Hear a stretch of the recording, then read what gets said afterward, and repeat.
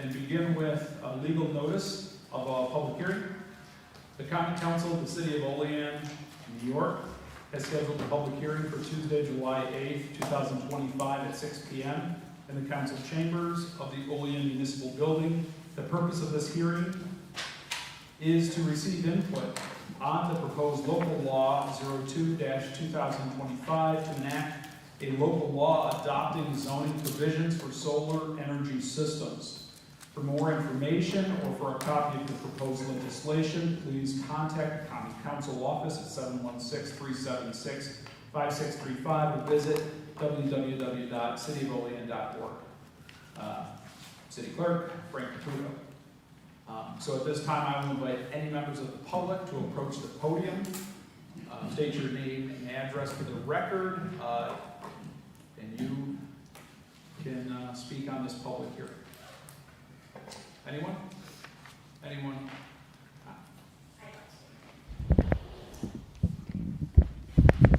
So my name is Jessica Ray. I own property that I would love to live in, but haven't been able to since September 2024. Said property is located next to a cat and general courthouse on the 200 block. I apologize for interrupting. Is this your comment in relation to the solar energy systems? Oh, excuse me, it's not. There is a separate public comment. Okay, could you flag me for that? Yes, I will. Thank you. I will recognize you during the regular meeting. Okay, excuse me. That's fine. No. I know it's confusing. No worries. All right. So these are just comments and related to this public hearing on the solar energy systems local law. Anyone? Anyone? Anyone at all? Seeing no one, I'll call the public hearing closed.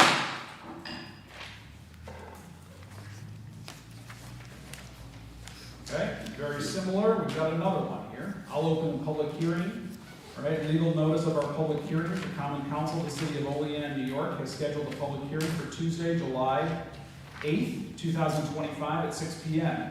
in the council chambers of the Olean Municipal Building. The purpose of this hearing is to receive public input on proposed local law 3-2025 to enact a local law adopting zoning provisions for battery energy storage systems. For more information or for a copy of the proposed legislation, please contact the Common Council office at 716-376-5635 or visit www.cityofolean.org. City Clerk Frank Caputo.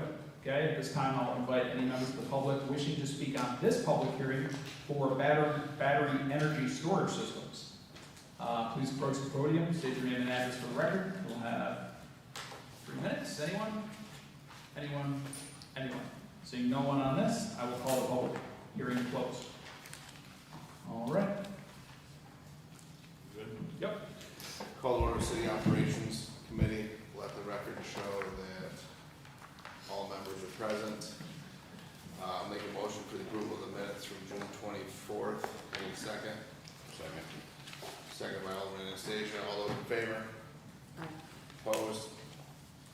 Carried. Under unfinished business, under QR code parking, 2 weeks ago that was asked to be sent. The cost analysis and the full summary via email with the agendas. That's still not been received. Make a motion to just delay this for 2 weeks so we can receive that information. So I did send you an email.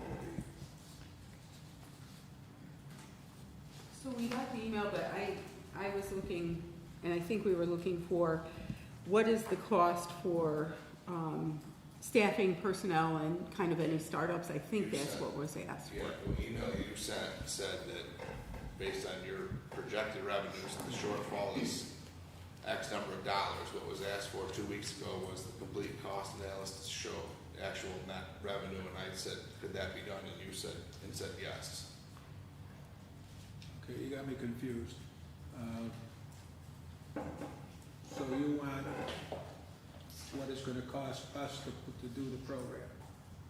Yep, you've got expected revenues, and what's it gonna be for expected expenses, thus giving us a net profit Okay. based on the streets for which you laid out, so. So you got a motion and a second. All those in favor? Aye. Opposed? Carried. Next on the agenda is another unfinished business, street grading process. James?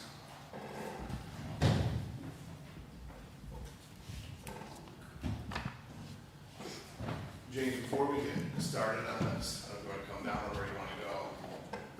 Can you send the stuff like Fridays with the agendas, so that way we can review it? Okay, yeah, I apologize, I think we have it already, but I'll just set this back. So I did send you today just a few sheets from the Cornell Asset Management Program manual. So just to fill in the background here quickly, the Federal Highway Administration has a program that they refer to as the Local Technical Assistance Program. In the state of New York, that is embodied in the Cornell Local Roads Program. All right? And they have Cornell Local Roads Program. You can find readily on the internet if you want to see everything they do, but they are essentially a not-for-profit agency that exists to provide, as they say in their mission statement, unbiased, timely, and exceptional technical assistance to support local communities through strong collaborations with partners that enhance the sustainability of the highway system.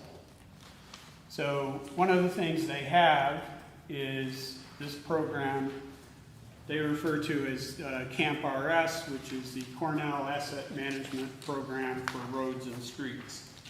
I didn't produce for you the entire manual. It's 120 pages or something. I'd just like to step through quickly the table of contents. So if you're so motivated and you want to read more, you can, and then we'll get to the actual issue of how we rate the streets, which is buried in, towards the end of this manual. So section 1 of this manual is just the background and the history of Camp RS. It was developed, frankly, out of the same questions that we have here in Olean about how do you rate the streets, so that you can plan your capital program to maintain those streets better. Section 2 is just a real high-level overview of their entire process and system. Section 3 is interesting. It's a very straightforward, if not blunt, assessment of the impediments to adopting this program. Everything from, the cost of the staff to simply people being opposed to change. And then section 4 is really about the software itself. Appendix 1 gets into inventorying the streets. So the beginning of this process, which the city of Olean has done before my time, essentially you have to inventory every street you have. So you have a complete list of all the assets you're supposed to be maintaining. And that was, I don't know when it was initially done, but it was last updated comprehensively in 2020. And then Appendix 2 is all the rating information.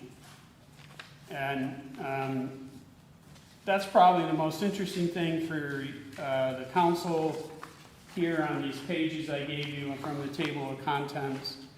There's these many categories, and obviously most of our streets are asphalt, so we don't really have to go down to the later sections or surface treated or gravel roads. But so there's multiple types of cracking. Patching is considered the condition of the edge, the condition of the drainage, how rough it is, and I guess you can all read that. I don't have to just go through that. So we have done that. Again, my predecessors did that. It has been updated partially each year. It has not been comprehensively updated since 2020. Then, once you do that, using the Camp RS procedure, it numerically rates the streets. And with the numeric ratings that we've been getting, we have been using a worst first resurfacing program. And there, if you read some of this, you will find that that actually isn't the recommended approach. The current thinking in the pavement management industry is that you keep your good streets good first, and then your really bad streets, bottom line is they're already lost. So you do the bare minimum to keep them legal and passable, if you will, and then you plan appropriately to completely replace those streets. And that's, I guess, where I would like to take the city of Olean, but that's a big capital project discussion that goes way beyond this description. So having given you that quick thumbnail, if there's a specific question about a specific street or specific condition that you think we should give more weight to, I'll certainly field those questions. So we own the software that is utilized for this program? We do not have the software. Okay. We could obtain that from Cornell Local Roads. So we use some kind of spreadsheet that then somebody enters the data and tabulates it to come up with the numbers? Correct. At this point, it's still a manual process. Okay. It's based off of this logic, though? It is based off of this logic, right? We use their tables and their matrices to come up with a numeric rating for the streets. And is 2014 the most recent kind of compilation?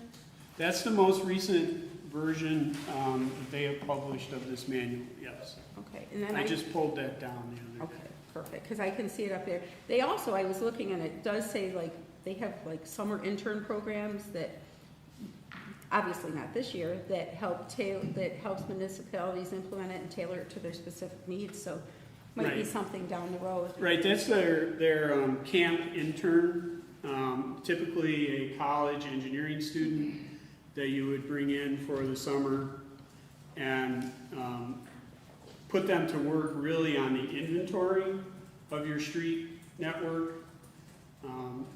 Although, let's face it, college kids are pretty good with the software, so they might just take it, and if we had the software, they would be loading all that data for us also. I have looked at that in the past, and the other communities I've worked in, I've never done it yet. The only problem I've really run into where I was before was I didn't really have a full summer worth of work, but we could coordinate that with some of our neighbors. So we could find a full summer worth of work for a person. I was gonna say, so I have two more quick things. One, is that something that you could then get us a price on what, I think what we're trying to do is to, whether we're talking about the auditor's office and not having software, we're talking about codes and getting them software, we're trying to bring it into 2025 where it becomes less labor intensive and less opportunity for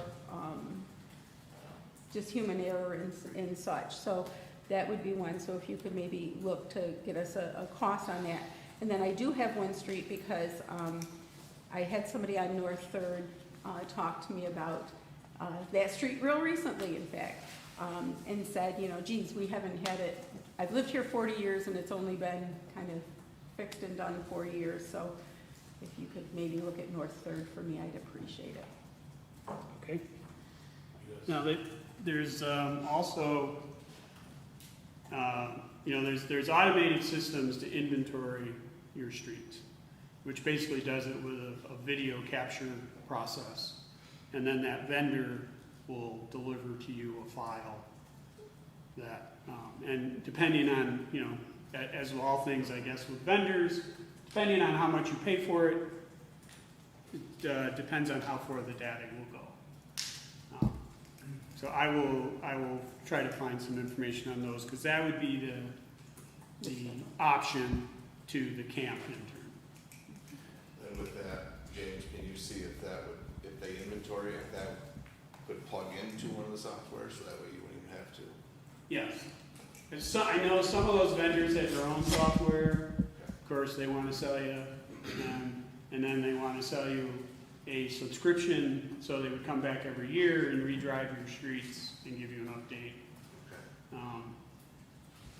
Yeah, in fact, would you mind putting kind of a cost benefit? It doesn't have to be intense, but something's better than nothing, right? So whether it's going forward, we get that summer intern and we build that into the budget every year, and their job is to update the inventory and go around based on the criteria and update the list. Is that the best way to go versus a software system and somebody comes in and automates? I don't know, you know, the cost breakdown is between those two. But, so doing something is better than nothing, because your department is, you know, the engineering group is obviously essentially not one person. They don't have time to do this sort of work. So that would be my first, the low-hanging fruit. The second thing that I would like to throw out there is, I think you bring up a really important, albeit quasi maybe controversial thought, and I would really like to explore that further down the road. The streets that we have that are redone, it's probably far cheaper to keep them nice, like we talked about, right? And I think, although some of the other streets, as they get really in poor shape, I understand, and obviously, I wrote down, you know, the usage and impact a street like, you know, Front Street, for example, massive amounts of traffic. Not suggesting we don't, you know, get around to fixing that one up, but I would really like to see us move towards what we have that are nice and we've invested millions of dollars into. Maybe those need to be the focus, especially if they're high usage streets, to keep them and make them last longer. I think there's a lot to be said about that. And if you have any studies that support that, that might help to pass that along to us, Okay. to help justify that. Vernon, you got anything? Okay. Yeah, James, for me, like I said, I think that the biggest thing is being able to answer people now when they say, you know, why is this street not getting done? It's good to, you know, finally get the explanation to say, you know, that's why. You know, that's why like the Front Street and Seneca Street are on there, because obviously they're heavily traveled and in very poor shape. So sooner rather than later, it'd be also nice to start seeing the capital project of redoing those streets, you know, show some importance and priority. Yeah, you know, that hopefully will work into an entire capital plan for everything in the city. I mean, we can break it down however you're, you know, wish to see it. I mean, we could have a capital plan just for the streets. You know, and obviously I guess the third item on here, or on one of the other agendas, is the city garage, you know, Right. capital plan for facilities. Maybe that's the first question, is how do we structure our capital plan? So that it's comprehensive and we can see, because everybody, right, is chasing the same dollars in the city budget. Well, with that being said, why don't you just segue right into the salt shed, because that's you too. Yeah, okay. So we'll put Camp RS aside. If you prefer standing, James, but you're gonna be here a while, so if you want to. No, that's fine. Have a chair. So I said I have on my phone. I sit all day, so. All right, fair enough. So I gave you two aerial photographs. The first one is a current aerial photograph. It's not current because the one building is missing. It's the latest aerial photograph of just what the site looks like today. And Dave Crandall gave me that just before the end of the day. So that's really just for your reference. This is where we're at today. The second one, I had to resort to my old cut and paste skills because I couldn't figure out how to make Adobe do that for me. That's essentially the salt shed to scale, the salt shed that we have sitting on the ground, the fabric roofed structure in the white, and the blue portion is the dump area that we need in front of it. One of the key changes between the salt shed we have and the salt shed that we bought, the existing salt shed, which is posted, is only supposed to be entered in a vehicle with a ROPS system, correct? Okay. So only if you have protection over your head in the vehicle are you supposed to go in that one. But the existing one is open on the long side, whereas the one we bought is open on the short side, which forces a reorientation of it on the site and disrupts the traffic flow on the site quite a lot. Now, what you see in front of you, there is a gate in the fence along North Berry Street that isn't typically used, but it does work. It could be opened to allow salt deliveries to come in that gate and just back up to the dump pad and discharge their loads there. So as far as a place on the site, working with the head mechanic and with Don Bearfield, who's streets maintenance supervisor, that's the best place. It's not a great place, but it's the best place. If you turn it and oriented it more north-south, where the existing one is, then all of that dumping and loading activity gets very close to the fueling island, and no one's comfortable with all of those large trucks reversing and whatnot in that area. As far as the salt shed that we have purchased and not installed, I've been through everything I can find on that. We have a complete set of stamped drawings for the structure. The missing piece of the puzzle is the foundation. And not surprisingly, the vendor that sold the fabric structure doesn't do the foundations because they sell them all over the nation. So the foundations are going to be very different depending on where that structure gets built. So their drawings say very explicitly all over them, foundation designed by others. That's the piece of the puzzle that was never completed by my predecessors. So if we want to put that salt shed up anywhere, we are going to have to retain the services of a structural engineer to design the foundation for us. I have touched base with the vendor who supplied what I will refer to as the giant Lego blocks that are over on Front Street. Those are just sold as precast concrete blocks. They don't actually have any engineering services to put them together in a design for anyone. That's not what they do. So that's where we're at. We would have to get an engineer lined up to design that foundation, which shouldn't be a big task. The design drawings from the fabric roofed structure vendor are very complete. They quote all the design codes that they adhere to and whatnot. So the foundation designer should have everything he needs to move pretty expeditiously. So I guess that's the two pieces of news I have on the salt shed. That's where I've gotten on that. So we can bring forward a cost and a timeline then? I can put that together. And then the question is, do we want, I guess we'd have to get a foundation design and then have a conversation about, do we want to put it up there, and then is it still portable? I expect it is still portable.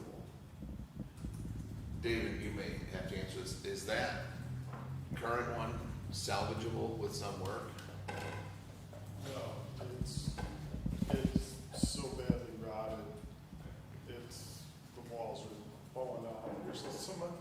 steel support that was put there, I don't know how good the steel support is, but that the main structure of that building is 2x6, Jeff? Pressure treated, laminated. Probably the girts are 2x6s or 2x8s. They're 2x whatever, and the direction they're being loaded, it's the 2x that makes the difference. We get into the question, going to the other committee meeting, talking about the city garage. Do we want to make that investment there, or do we go invest in a new site? Obviously we have the fabric structure, and if it remains portable, which is part of their sales pitch, so I'm confident it will be, then okay, we can put it up and then take it with us. So I guess the question would be to not get into the city garage discussion currently. What would be a realistic timeline to say from today to having a new city garage? Just To be moving into a new facility? yeah, with a new salt shed, just to say.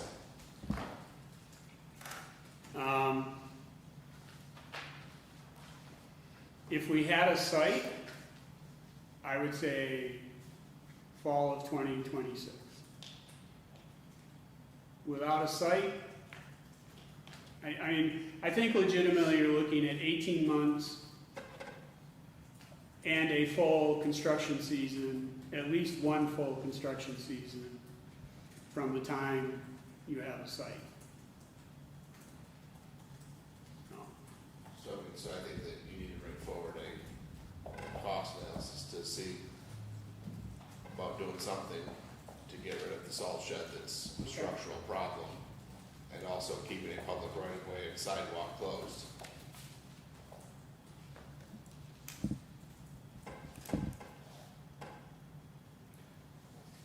John?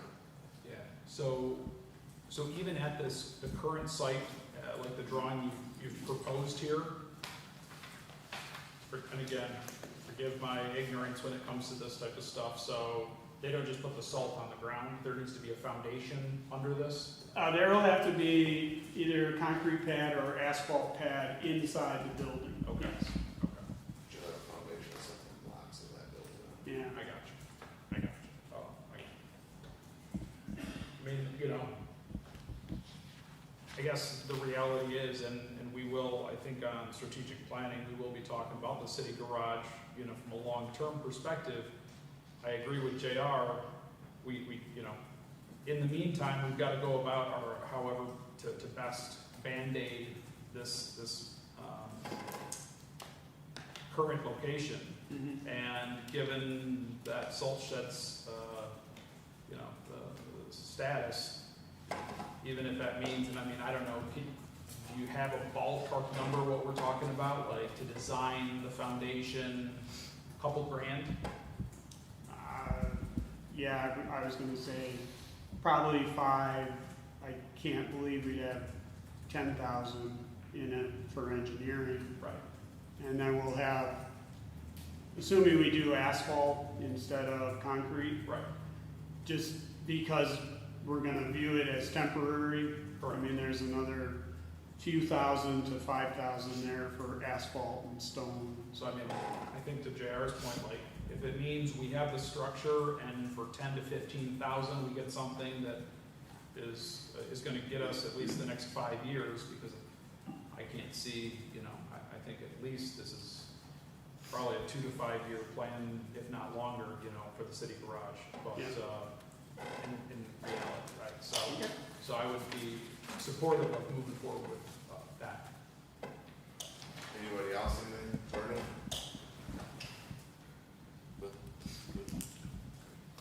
All right.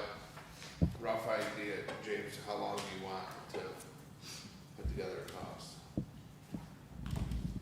Ideally, if we could get it done before you get a salt delivery this year, that would be great. Salt barn's pretty full, actually, so I don't know if we'll be ordering much initially.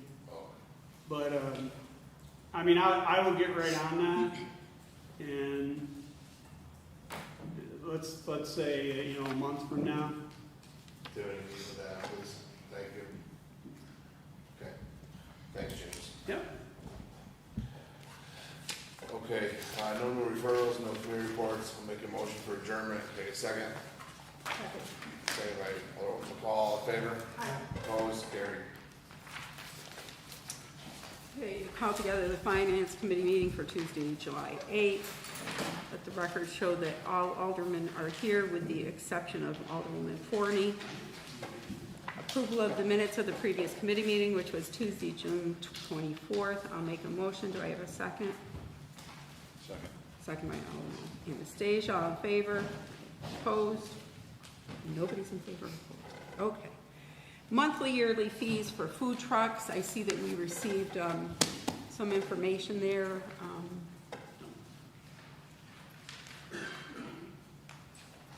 Okay, there we go, Frank. Thanks.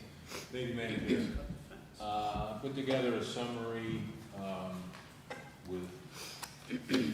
based on the knowledge I have running the clerk's office. Currently, we have a one-day permit price. Vendors come in usually the morning of when they want the permit, the day they want the permit. And after due consideration, I figured that a couple of options for longer windows on the permits were in order. So the first option that I recommend or outline is a 30-day permit, rolling window, for a fee of approximately $250, which my reasoning was that would break even at 12 and a half individual days in the 30-day window.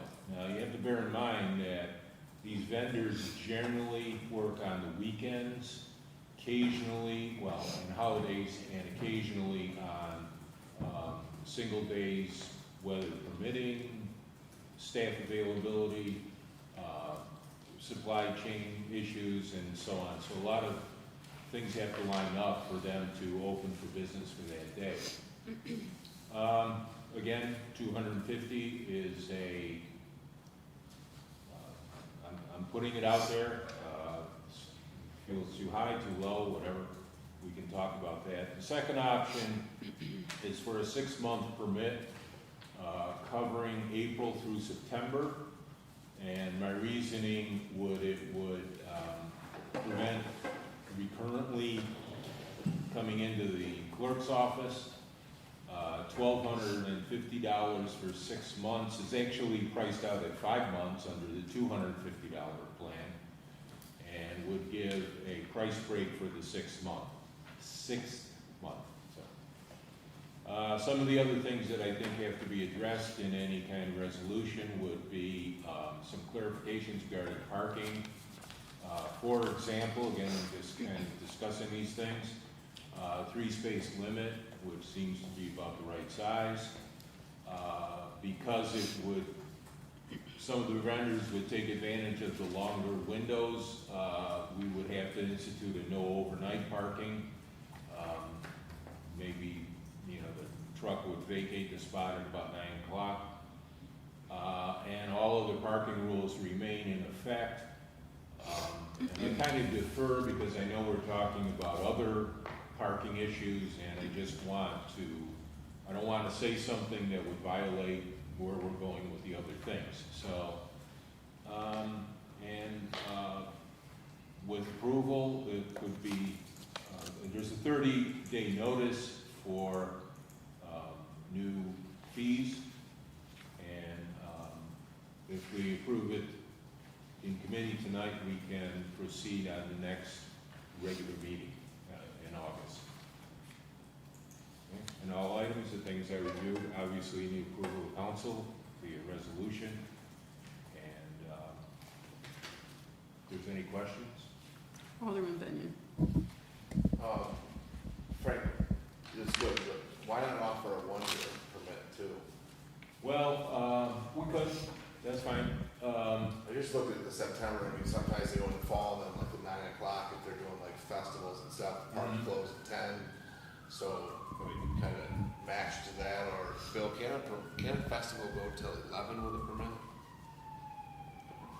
St. Mary's? Yeah, I believe so, yeah. So to match it, just Yeah. to have that consistency to say, Well, one of the fallbacks would be a vendor could buy the 6-month one and then, you do want to go in November and they can buy the 30-day one at that point. So and that's just it, it kind of gives them more, they just buy just a 1-year one and just go. Yeah, and that's a possibility as well. I did some research, Bradford, Jamestown, and Cornell. I think those are kind of the three. Bradford they go $45 a month, $45. I think we're worth more than that. I think it's worth, they could do a business at a $250 fee. Because we include parking in that, so. Jamestown has a kind of a Byzantine process, and they don't really, on the webpage, they don't mention food trucks specifically. They have peddlers and vendors and all kinds of other things, and it's hard to really exactly, I didn't get a chance to talk to anybody there. Hornell had nothing on the webpage regarding food trucks, but it is growing. You have money to invest and buy a food truck. President Crawford? Yeah, thanks. Good job, Frank. I brought this forward just on the basis of some people who are running food trucks, and they suggested, we consider some alternative options just for the sake of the ease of their business model. I like what you've presented. I think simpler is better. Keep it at $20 a day, $250 for a month. Rather than stipulate specific dates, I say just go $12.50 for 6 months, and then for Alderman Benion's perspective, offer $2,000 for a 12-month permit. And again, that incentivizes them, gives them a cost savings, but gives them also a 12-month. Should they want to operate in the holiday season? Should they want? That's the risk they take to operate their business in the winter season if they want to. But that's still, money in the city's pocket for the ability, for them to run that operation. So I guess I would just add that. Don't stipulate, April 1st or anything like that. Just say, okay, for 6 months, $12.50, or a 12-month option for $2,000. In any of those cases, if the longer they go, if they want to operate 5 days or 7 days a week, it's a cost savings to them than our current structure. So I would be good with that. Alderman Robinson? I have a question for Frank. At the beginning, you mentioned something about a lot of the people who are the weekends. Have you considered a weekend plan where it was just a Friday, Saturday, Sunday? Let's say if Olean inherits the Gus Macker tournament again, and that was something that was going on, you have out of town vendors that may want to come in and that. Is there some way where they can come in and pay, or they just pay for 3 individual days?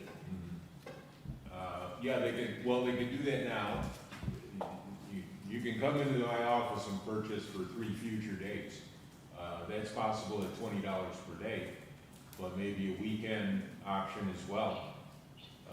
Okay. Yeah, that's certainly in the cards. It could be, all these things can be administered fairly easily in my office. So Frank, right now, when you look at the food truck vendors that there are, what is the average number of days that the food trucks ask for or get permits? Like per individual? Yeah, generally speaking, they come in for 2 weekend days at a time. Okay. So they'll come in for, a Saturday, Sunday, or Friday, Saturday, something along those lines. Weekend, holiday would be 3 weekend days. Generally speaking, that's it. I can run some numbers for you on that. Yeah, because I'm looking, and if people were more likely, if they were to be here on the weekend more, which would be like basically 8 days, that's 160. So I'm just trying to see how do we offer that option for where they're at, but maybe then they might be willing to kind of expand and be open. Yeah, and I'm of the feeling that more options are better. If nobody buys it, it doesn't cost me anything. Right. So the only other thing I would like to see is no food trucks on the first and second block of North Union. Unless, you know, and there could be the caveat, you know, like if it's closed for like Olean or something. But I think that, you know, we want to keep that open. And I think the first and second blocks would kind of, that's where most of the Yeah, businesses are. Yeah, as I write, as it stands now, I write the individual permit at my desk and Mhm. print it out. So we can put, you know, not revisions, but restrictions along, you know. Right now, my permits have no parking on South Street. Okay, and that was kind of a sop to the farmer's market, as well as employees park there, city Yep. employees. So we can do anything along those lines. I kind of leave it open, my thinking was to leave it open to see where the future parking Mhm. things are addressed. And we can then dovetail into that. I mean, any thoughts about that in terms of the, you know, the first and second block? Oh, just North Union Street? Yeah. I mean, I know I see them on this side of, on East State, you know, sometimes across from the city building. You know, I don't think those are prime parking spaces or business spaces. No. So. And they're horizontal spaces as well, so Yeah. they don't take, they take up like two. Yeah, so, You may want to go right to the tracks, say North Union Street, State Union to the tracks. Or the only place possibly, and it is when there's things going on, is they may set up in front of JCC. yeah, I've seen a couple there, And and, that can be worked in with special permission, you know, if there's a thing, like you said, if there's Strolian or something else going on like that. I would be fine with going to the tracks and then insert the, you know, with special, stipulation with special permission. That makes sense. First, you know, to me. Okay. So I agree with these other recommended changes, just to kind of, so if you can include those Yep. suggestions. so did we decide like 10 o'clock so that it went with the parks? Or 11 o'clock so it was in line with the festivals? Although quite honestly, I don't think between 10 and 11 is a big food truck kind of prime time. So should we say, I think you suggested consistent with the parks? Yeah.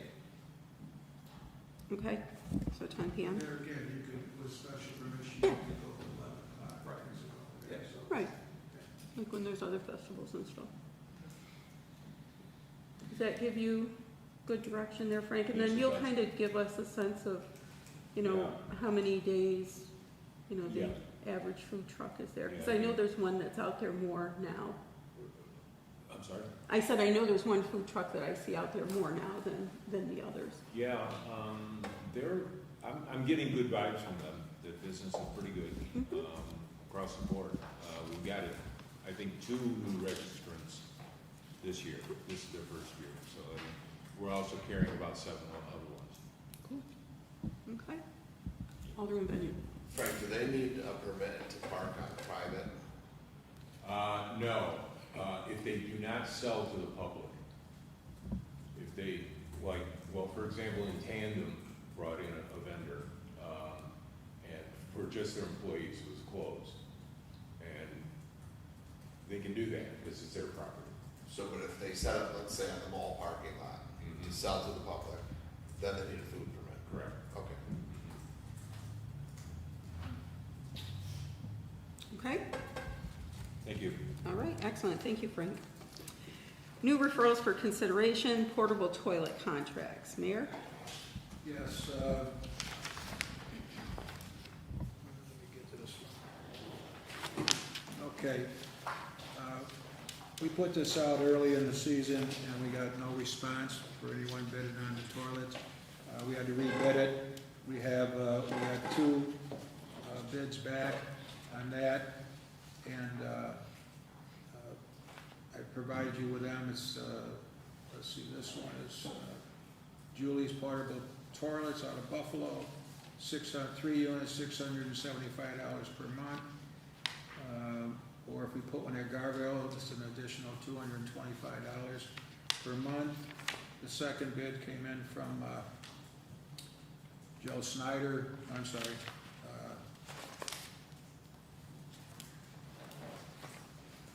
I don't have the second one here.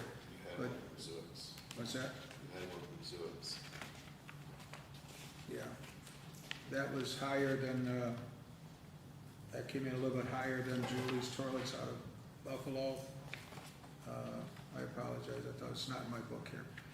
But anyways, this would be the one that we would recommend. We could, it's getting late in the season now, we'd have to work with them on getting it there. But there again, we did not budget anything for the portable toilets.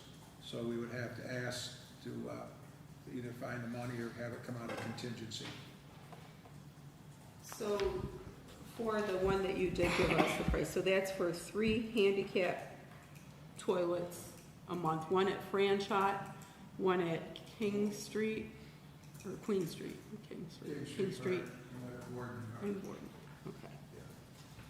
And then there's been a request to have one at Gargoyle because of the disc golf. A lot of people go down there, and when they're not there for tournaments or league, they open up the restrooms at the pavilion there. So the idea is to have a restroom there for people to use. I have a portage on there. Did we open up the restrooms at Gargoyle last year? No, only when the disc golf people were there and did their league or tournaments.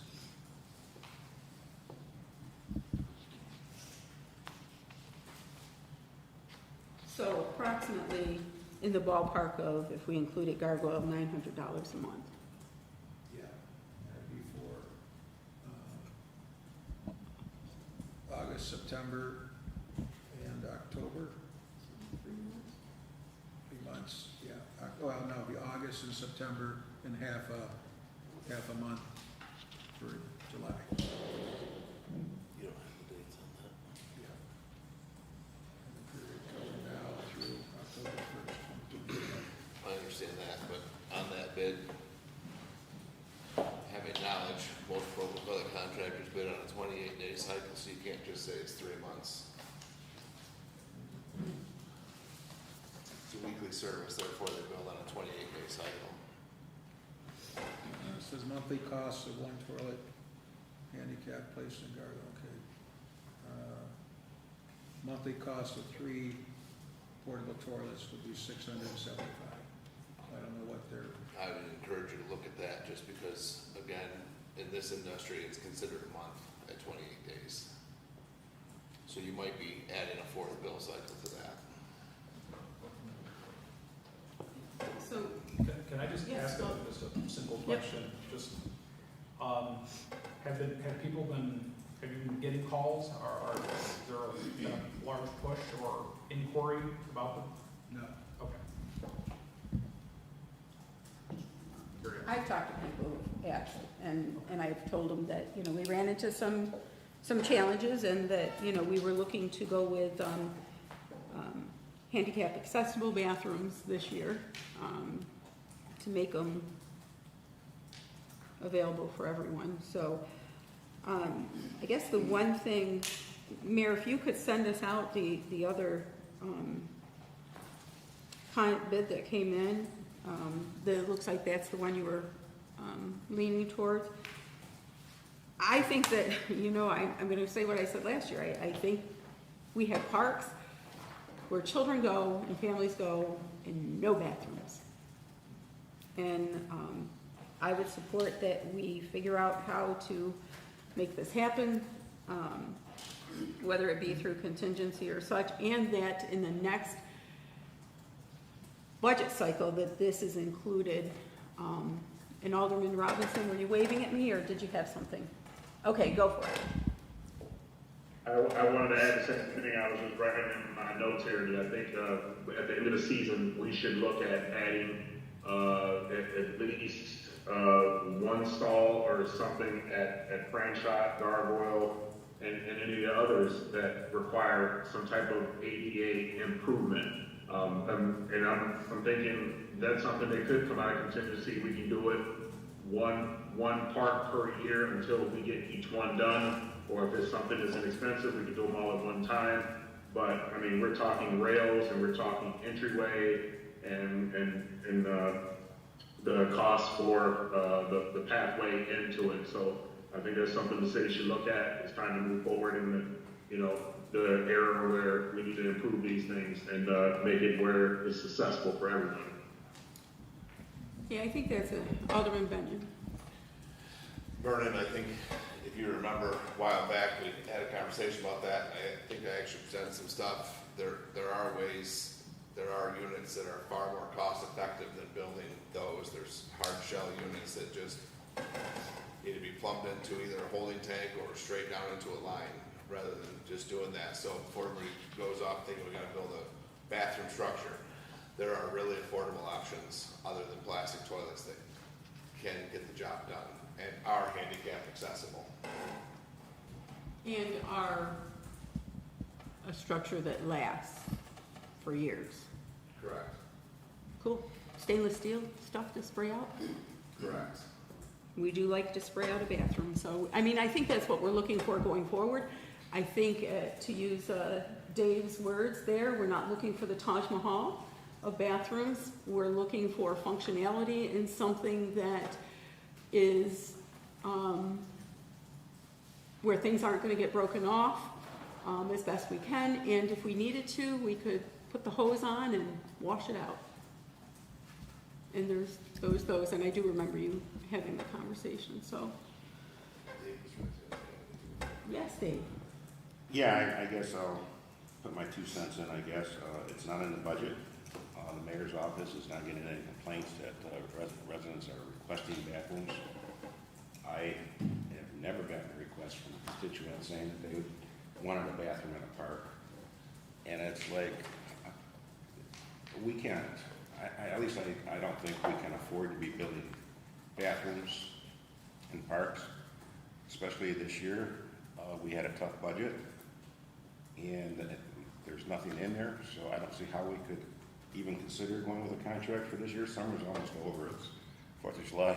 It's getting, by the end of this month, it's going to be 40, 50 minutes darker than it was in the beginning of the month. So I think if you want to talk about this, it should be a presentation and to the next year's budget. Again, I mean, if you go to a park, we're in the city. Go to the bathroom before you go to a park.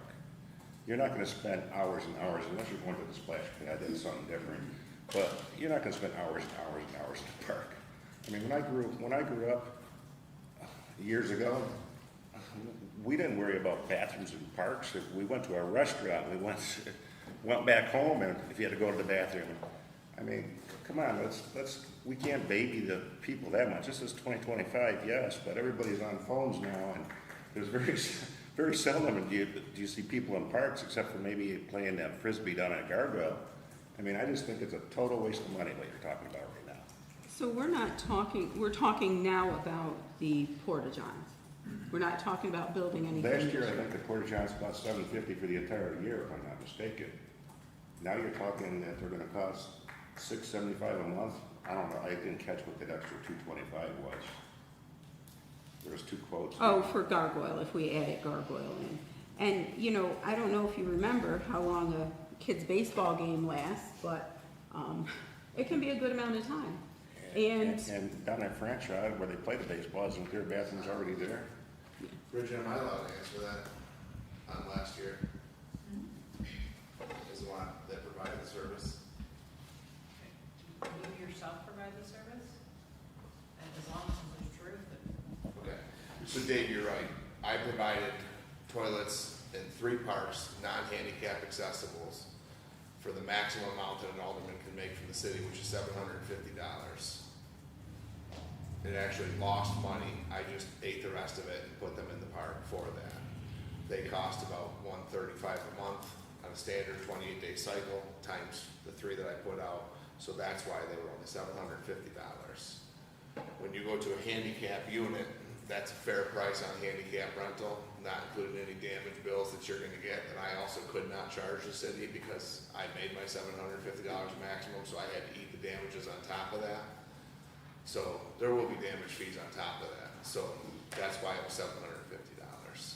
With these here, the rentals that they're talking about now, if there's damage, who pays the damage? City will.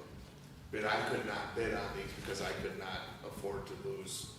That cost 1 month is more than I can even provide and make annually on the contract. Therefore, I didn't submit anything. Okay, so you're saying, not you, but I mean, this new contract that possibly been assigned, if a porta john is put in and somebody goes in there and writes graffiti on it, paints it, or drills holes in it, the city's gonna have to pay for those? Or is that, Typically speaking, in my industry, the renter is responsible for damages. wow, so we're putting ourselves at a big risk then, because you know, in some of the parks that are unsecured, there's gonna be some damage done.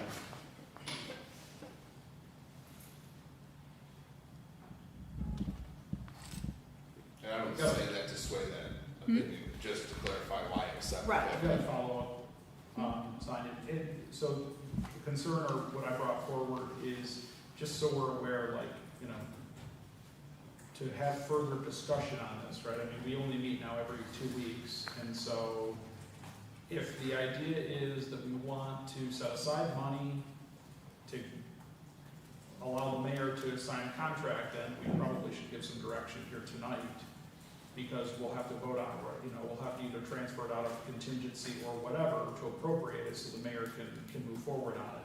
Otherwise, to come back in 2 weeks, I mean, to Dave's point, then we're gonna vote on something 2 weeks later, and before you know it, it's at the end of August, and whatever's left of the summer is, you know, that, maybe we get some bathrooms in for September. So, if the idea is that we wanna move forward with this, then I would suggest we get things in motion. So another option, and Mayor, you might consider this, is we did talk about franchise before. There was concern that there was things in, that it was kind of a storage. We do have a shed down there. Perhaps we could find a way to just open up franchise bathrooms and then have them closed, and maybe even the same with Gargoyle, and then just have them closed at the end of the day.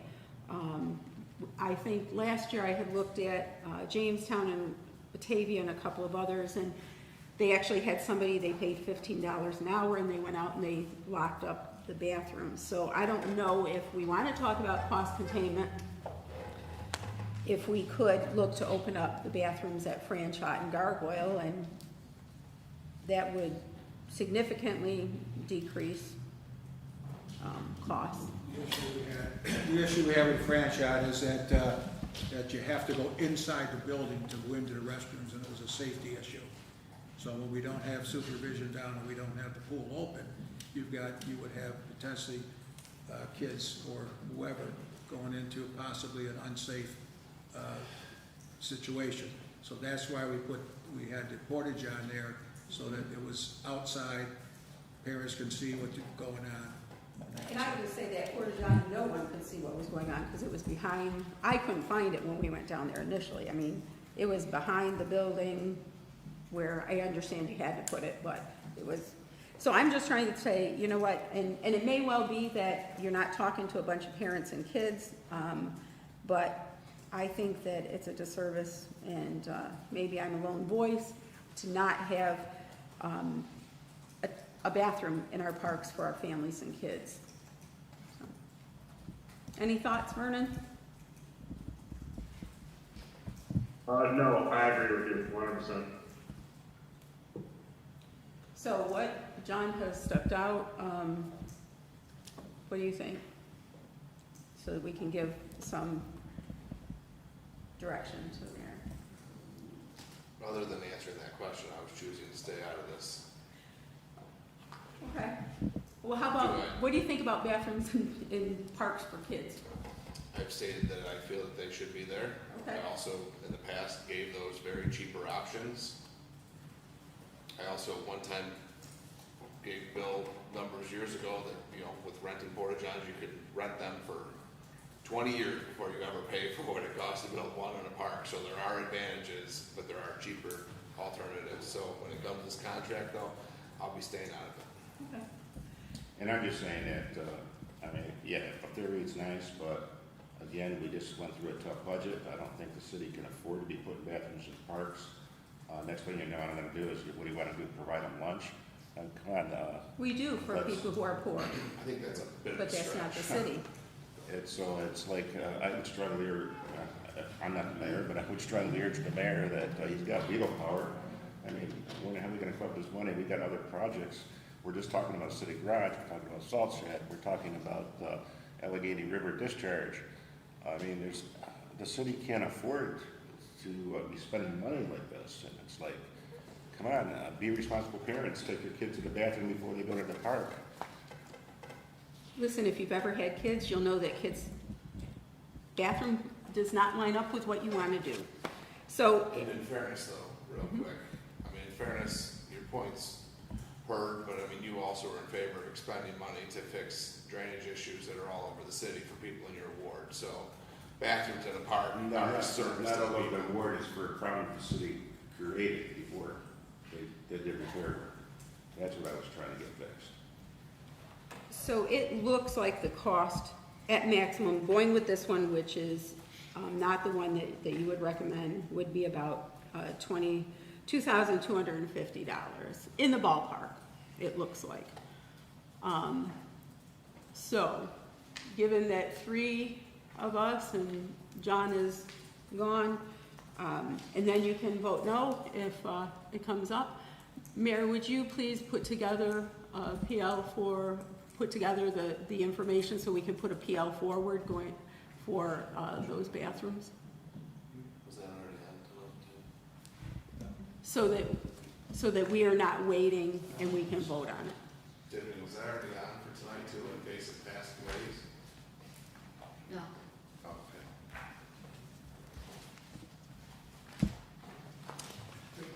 Okay. Okay, capital funds. You wanna come on down? You can even hit my, there. Thanks.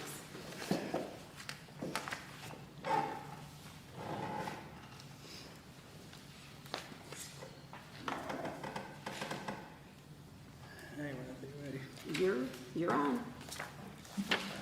I give you a set of 10 capital projects, starting from capital project 29, which is the CHIPS fund for the city streets.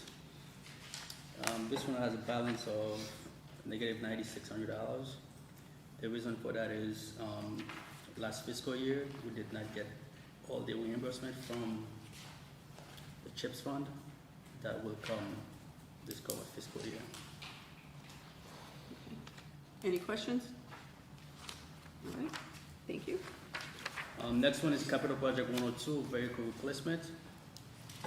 This one we have a balance of $10,766.90.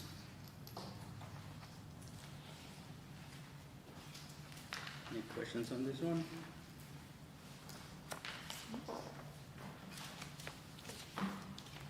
And the next one is capital project 103. This is the police equipment replacement.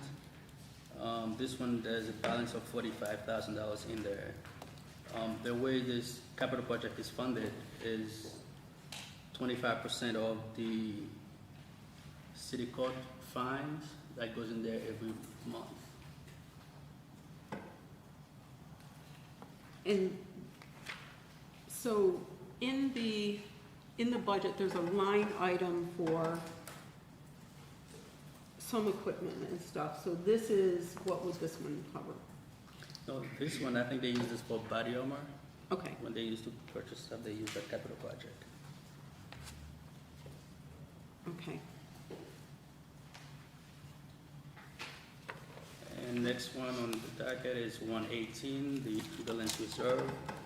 We have a balance of 126,000 in there right now. And I think last fiscal year, we switched from 8.5% to 12%. I think it was like September last year when we switched that over. And we've discussed looking at if we can Yes, I believe that was last meeting. increase. Chief talked about it. And next one is 119, the oil reserve. We do have a balance of 330,000 in there. Eventually, that money will be going to Allegheny County because they took over the bus service, but we're not gonna do that until we finally done with everything as far as the boats goes. So was this not reimbursement that we received? No, that's just the reserve, that's not reimbursement. So the reserve, can you, I think the reserve is from the partner share between villages, towns, and Okay. cities. and that would be not what's gone past, not what they paid for prior to when we moved Correct. over, Correct. but since we moved over to Allegheny County? Okay.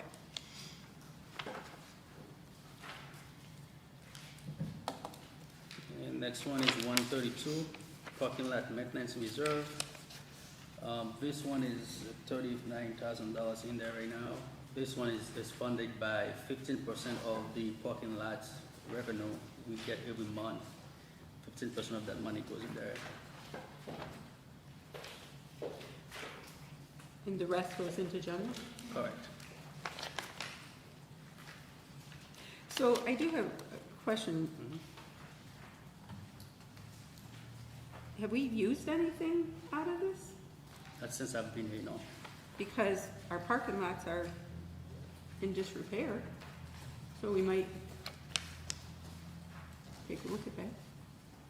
So that'd be a DPW, kind of, because I mean, if we have some dollars in there and, Because I think the thought was we're gonna use some of that money to remove the meters if we do go to a QR code at some Okay. point. Because it's gonna be a cost effective to do moving the meters and whatnot. okay. And the next one is 146, the airport master plan. This one is in the hole for 112. We're waiting for reimbursement from the FAA, the state, and also the county usually give us some money. We haven't received that yet. And then that should make this whole, Yeah, it should.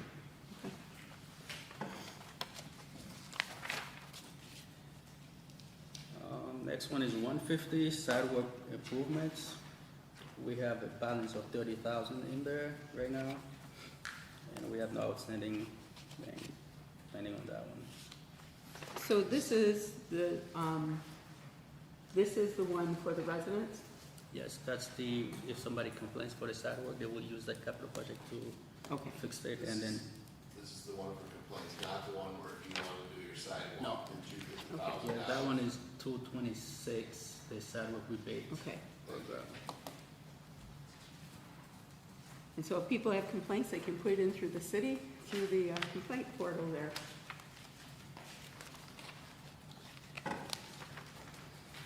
Next one is the Louis Magnano Fund, capital budget 165. We have a balance of 130, 762 left to spend in there. This is the fund that they're making the shade sale stuff out of for, the shade sales for Yeah. that was this fund? And did we move the 50,000, that's in a separate, That's already separate been fund, moved. but for franchise, okay. I think that's 204, capital budget 204. So these were for some of the trade stuff.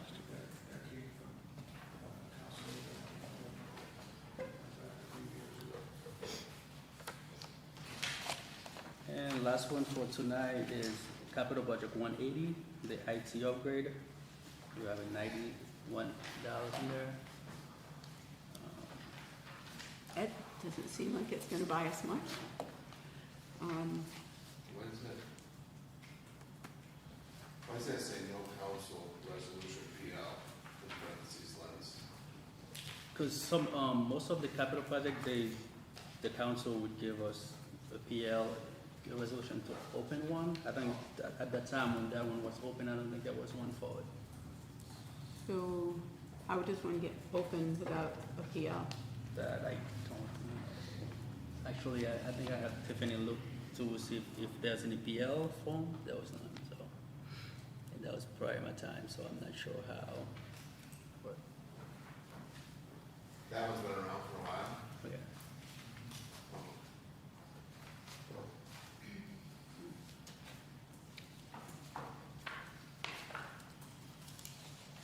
So if there's no PL, then can't that one just be closed and, not closed, but just dissolve? I don't know if we wanna do that or not. I mean, or could we just add a PL to it? I'm not sure. I mean, I think that there's merit in having one that we put money into, because I think that we're behind in a number of our IT kinds of components and things that we might need. But, Well, because didn't we, a year or 2 years ago, did we just do some IT upgrades and put some money in We that? did, yep. is that a different capital fund? That's the same one we used to put the money. Okay, This one, Yeah, 180, yeah. so Bridget, can we just create a PL? What are you guys trying to do? I'm sorry. well, there's a capital fund without a PL. I want to jump in on a second. PL 35-22, Alio, to authorize the transfer of $86,300 from Capital Fund 213, American Rescue Plan Act, to Capital Fund number 180. That was a PL. So there was no PL that was created, That was the- Capital Fund 180. That was the There PL. was no PL created, just a PL to move the funds into that, so I guess we'd have to check the wording of PL 35-22, if that includes creating that capital fund. That capital There- project was created There before. were a slew of capital funds that were created before Lens was our auditor. And those didn't have PLs and resolutions associated. So could we get a list of those that don't have PLs and resolutions that we just have? I don't see why not. Okay, so it would seem like we would need to put in a PL for this one if we want to keep it. That's what I was asking Bridget.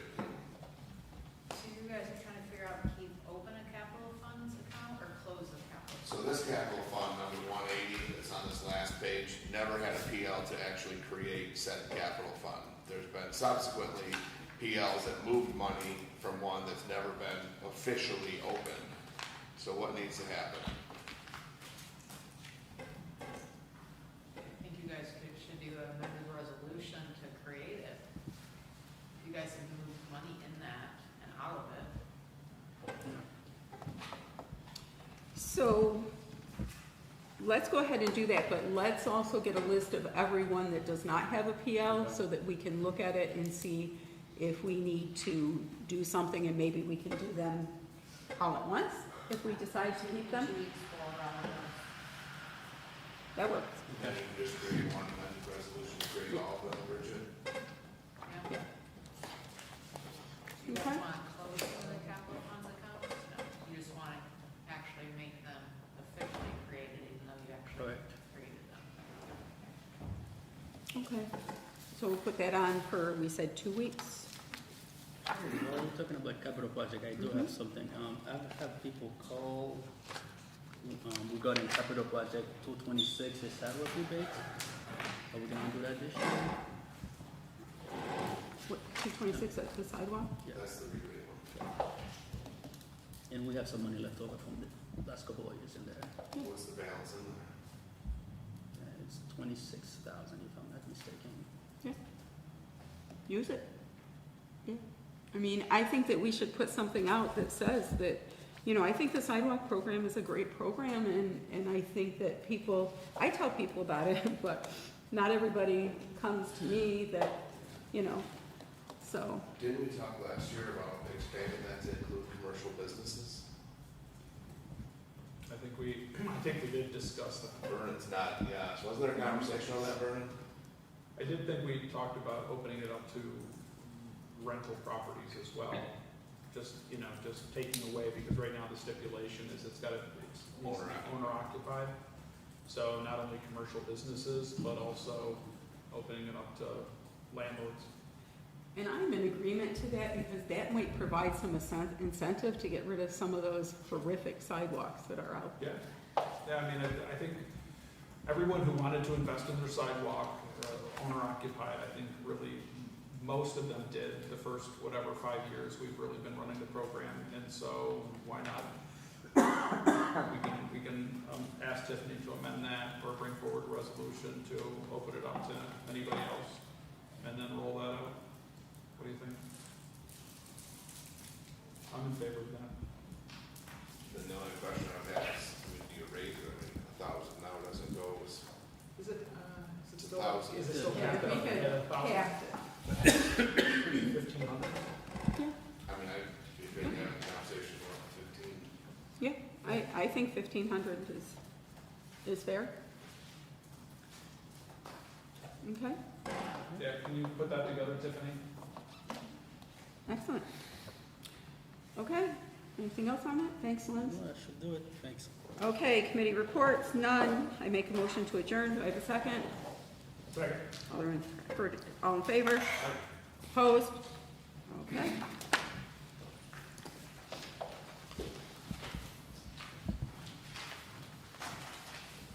It's you, Vern. Is public safety next? All right. So I call to order public safety for July 8th. Let the record show all persons are present with the exception of Forney and Ward 2. Approve the minutes, make a motion, previous meeting Tuesday, June 24th. Make a motion, can I get a second? Okay. Second by Daniel, all in favor? Aye. Opposed? First one on unfinished business, we have blighted houses, 316 Laurel Ave and 330 North 10th Street. We were hoping to get some information from codes. I think that's Captain over there. I can't really see that far. Yes. So is there an update on this that could help us to move forward with getting these buildings down, or is there another avenue or approach that we can take to improve the safety of that area? Well, on 330 North 10th Street, we did get that fenced off because it is right up against the sidewalk. So R.E. Kelly did come down, put some fencing up around that. The sidewalk is blocked. So that for the time being is safer than it was. We're still looking, I mentioned to Bridget a couple of times about different ways of getting around this. The county is aware that we're working with them, so hopefully we can get something moving. 330, or 316? Yep. Laurel? Yes. Thank you. 316 Laurel, found out today that the county now has that house, and again, we're going to get with the county and try to work something out to come to a resolution quicker than later, or sooner than later, I'm sorry. So really, I don't have anything else new. We're pushing forward. We did get a response from one of the contractors from our 10-month-old bids. That bid is still good at $127,000 for the demo of both houses. The other two did not respond. What was that price again? I'm sorry. $127,500. Thank you. Yep. And so with that, the county now has ownership of 316, so I guess, does that remove the city of Olean from liability? for that particular property? If something were to happen to that building falling? If it's in their name, Vernon, but I don't know if it's in their name. Last, my conversations with Mr. Keller, they were not willing to put it in their name yet, so. Okay. So there is something separate there. They have the ownership, but they don't have it in their name. My last conversation with the county regarding that, which was right after the meeting, was that they were not willing to put it in their name at that point in time, but they were working with Ryan from Codes to come up with a plan. The captain over here Okay. just said to me that he believes they've signed the deed, but I believe they have not recorded it. So until they actually record it, they're not the record property owners. Did you hear all that, Vernon? Yes, I did. Along with my tinnitus that I have trying to hear this monitor here. So with that, does anyone else have any questions on that one? I guess we're at a standstill here with these two properties. Sign is waived. Okay. So now that the county has, I mean, do we have at least a thought about a timetable where we might have some resolution from the county on 316? Mr. Keller said he was working with Ryan from Codes, and I have not heard anything from Ryan as a new update. It's just as a timetable from the other two houses that the county and the land bank are taking down, because they didn't get purchased at the last auction. We were initially told by March they would be gone, they're still standing, waiting for the utilities to get disconnected. Okay. All right. Sonia, I'm not opposed to looking for an update on this, say, give it a month to see what has changed, what is updated. Sounds good to me. All right, well, Tiffany, could we please get this put back on, for 1 month from, I guess, the second, August, second week of August? I apologize, if you're looking for an update from me, that is the date I'm actually gonna miss the meeting. I can get an update in 2 weeks to you. In 2 weeks, we can get an update? I will get an update from Mr. Keller from their perspective in 2 weeks for you. Okay. That,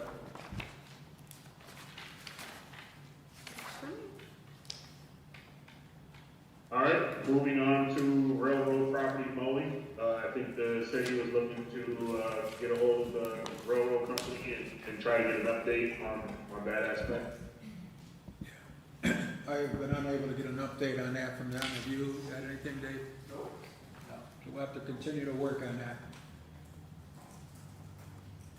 So Mayor, when would be a good timetable to come back to this for an update? And do you believe they will ever respond to us? And who's gonna take care of that mowing in the meantime?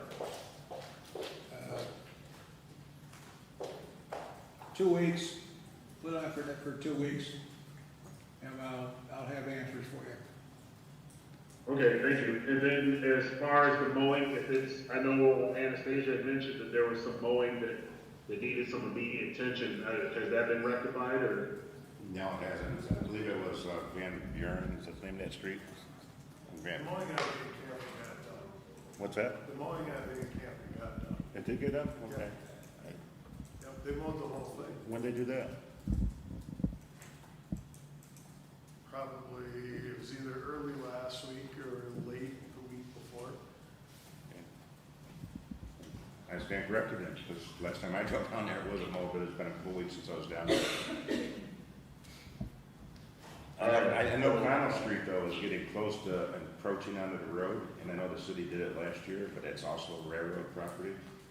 So, West Connell Street is also another bad one there that, it's railroad property that they never give it any attention to. Where's that at? Connell Street. It's down across the railroad tracks, you know, Pine Street. Yeah, I know what you're talking about. About mid-block down and it's starting to encroach. I usually get a call from the neighbors down there.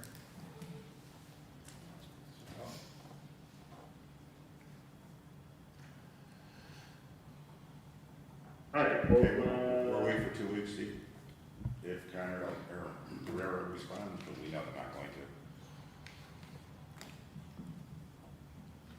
Okay, so if I'm hearing correctly, we're gonna wait for the update. And my personal opinion is that no entity, should be able to go without, following the rules of the city, regardless of who they are. If we have to cut our grass, they should have to cut the grass too. So hopefully we can get some type of communication from them. If not, I would love to fine them like we fine anyone else for not taking care of the mowing. Are they not So I guess Are we not able to find them? We could find them, they won't pay. Just say that's the problem, they don't pay it. Yeah. We'll feel better about it. If they don't pay, then how does it go for anyone else that doesn't pay? If their tax levy or they're just taxes them? Put a lien on their taxes that they don't have. Their taxes out. They're federal, their taxes out. So, this is correct. So he doesn't pay taxes to do this and just not answer for anything. That's the part of. No, we've got Carrie Kirker is on the stair board, so I'll work through it that way. So couldn't we Okay. just ask our assemblyman or our senator to help us with this? Because, I don't know, if we're talking about that section that's down there across from the county building, like, it's atrocious. No, that's crows, all that. There's a whole nother section though that's like a field. Yeah, that's across from the county, Yeah. next to the hotel. Yeah. That's crows. That's development. That's got mowed, that's been mowed. Yeah, they got mowed. You and Dave need to go for a ride. I'll go for a ride, but it wasn't the other day, that one section. There's one section that is, but I didn't think the one closest was, but I'll go back down. Yeah. All right, well, we'll move on. We'll wait for that week, 2-week update, and we'll come back to this. Moving on to new referrals consideration, I've added removal of the deaf child signs. I know of 2 in Ward 6. I don't know of any others out there in the city, but I know the one sign on the South 14th and West Kinley intersection, I know that one is no longer needed. North 21st Street intersection with Washington Street, I cannot speak for that one. That predates me coming on the council, so I wouldn't know who made that request. But I'm thinking that there is no one in that region, since I live right down there, that would require those signs. So if the city has any records on how that particular one came about, I mean, if someone can contact that person down that way. If not, I suggest we put in the PL to get those 2 signs removed. Any other conversation on that, or comments, questions? I guess not. So, Tiffany, we can put in a PL for that, removal of those pending. The Northwest and the Washington intersection, doesn't have anyone still living down there. We don't have any documentation of, anyone currently down there living and need that. Any other comments or questions for public safety? All right, moving forward, approval of committee reports, we have none. I'll make a motion to adjourn. Can I get a second? Second. Second by Anastasia, I think that was, all in favor? Aye. Aye, opposed? Adjourn. I'll call over strategic planning for Tuesday, July 8th, 2025. Let the record show that all aldermen are present with the exception of Alderwoman Forney. Make a motion to approve the minutes of the previous committee meeting held Tuesday, June 24th, 2025. Can I get a second? A second. Second by Alderwoman McCall. All in favor? Aye. Opposed? Motion carried. Unfinished council business. So we talked about this a little earlier in the meeting. I don't know if there's anything further that Director Sprague would like to add to this, but it's the city garage long-term strategic plan. James, anything?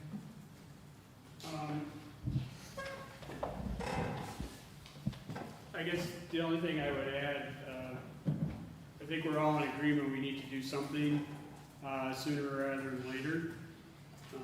So I would recommend that we write an RFP to secure the services of an architect to start with a very high level space planning study, which can I think can be done even in the absence of us having secured a site for where we're gonna go next. So we can start to quantify, you know, what it is we need, what it is we want, and look at where that fits around the city.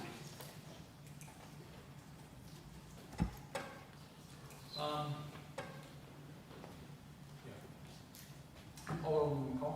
I'm in agreement. I also, though, would like us not to continue to say, is there a partner that we could come up with, whether it be a county or the school or the town or something, to kind of share the load on what will be a cost, a significant cost. So, you know, I would encourage us to look to see if any of our other partners.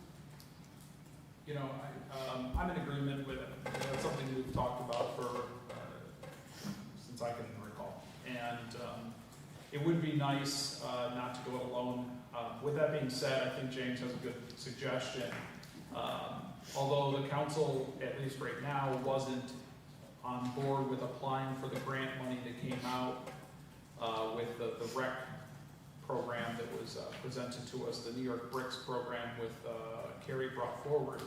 There was a concept and a plan that, you know, that was put together, so it was grant ready. So it was, you know, there was that opportunity there, and so many of those grant programs that exist are looking for shovel-ready programs and proposals. So it may benefit us to. Mayor, can you recall, have we ever done an actual, I don't know, whatever you want to call it, feasibility study or space study or something on the city garage? Yeah, it was back when I first became mayor. There was Tom Windus was the DPW director, and we had some concept drawings made and that. So they may be up in DPW, and there was a couple of different ideas. One was down at where Mike John Payne just put their new facility in, and then there was also another offered by Jeff Bell to put something on his parking lot there. So there may be some information there, because we also, if you recall, we also had a $500,000 grant that was awarded to us to demolish the existing site. Yeah, it was like to demolish and clean up, right? Clean up, yeah. That site. And then we had to, at that time, the council didn't want to move forward, so we had to turn that grant, Right. or not accept that grant. Right. Yeah, so I was there, I don't know if Dave had joined the council at that point yet, but yeah, we walked away from that money, which would have cleaned up that site, because we had no, I mean, we were facing, I think at that time, was it about $5 or $10 million building? At least the price tag was a little over 10 mega. Which today now, I don't know. So I don't know, James, maybe you could dig into those documents and see if you can find anything further. And then if nothing else, perhaps in 2 weeks, or if you prefer a month, but I would like to get some ideas on what getting a new architectural design concept, you know, would cost. Taking whatever we have, because by now that certainly all, I mean, maybe the schematics themselves could be used, but maybe it just needs to be updated on pricing or something, so maybe you could reuse what we have, I don't know, but see what you can do. And do you think 2 weeks, or do you want a month? No, I mean, I can give you an update in 2 weeks. Certainly in 2 weeks, I can reach out to my contacts in the consulting world Okay. and Give get us some something. feedback from them on how to structure Great. things. Appreciate it. Any other discussion on that? Okay. No new referrals, no committee reports, I'll make a motion to adjourn. Do I get a second? Second. Second by Alderwoman McCall, all in favor? Aye, opposed, motion carried. I call the order to the whole for Tuesday, July 8th. Let the record show that all are present, with the exception of Alderwoman Forney and Ward 2, which is vacant. First on our agenda is PL 73-25 by Mayor Gilio to award the 2025 pavement preparation and overlay contract to Lake Shore Paving in an amount not to exceed $2,331,808. Mr. Mayor? We'll have, James, can you speak to this, please? Yeah, well, so we did take bids for this. It's an annual contract we do. After we got the bids, we did some work with a apparent low bidder and ultimately disqualified that bidder, so this is the second bidder. And we've been talking to them, we're all ready to go, so all we need is your authorization. This is a firm that we are familiar with, and they have done good work for the city in the past. Comments or questions? So, just as, James, is this,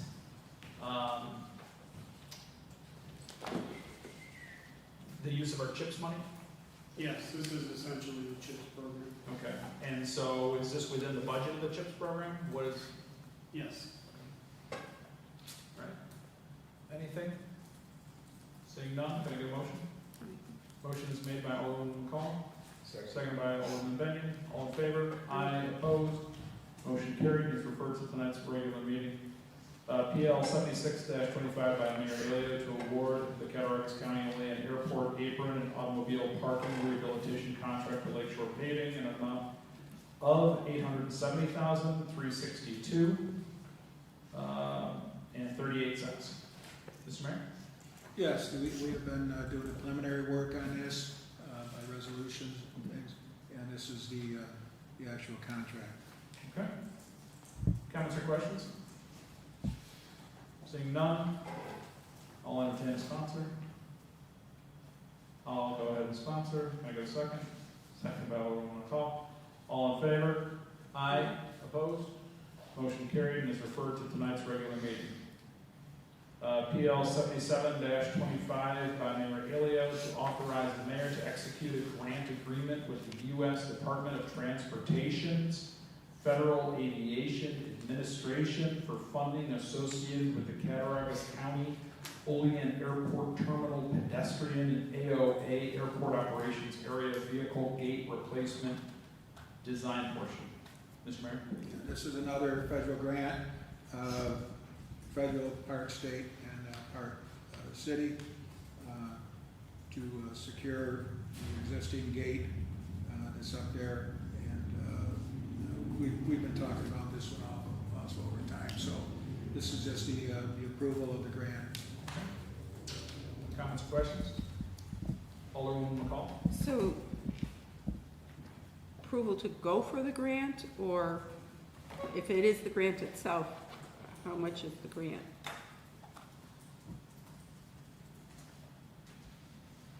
Let's see if it's in the out here. Let me read it.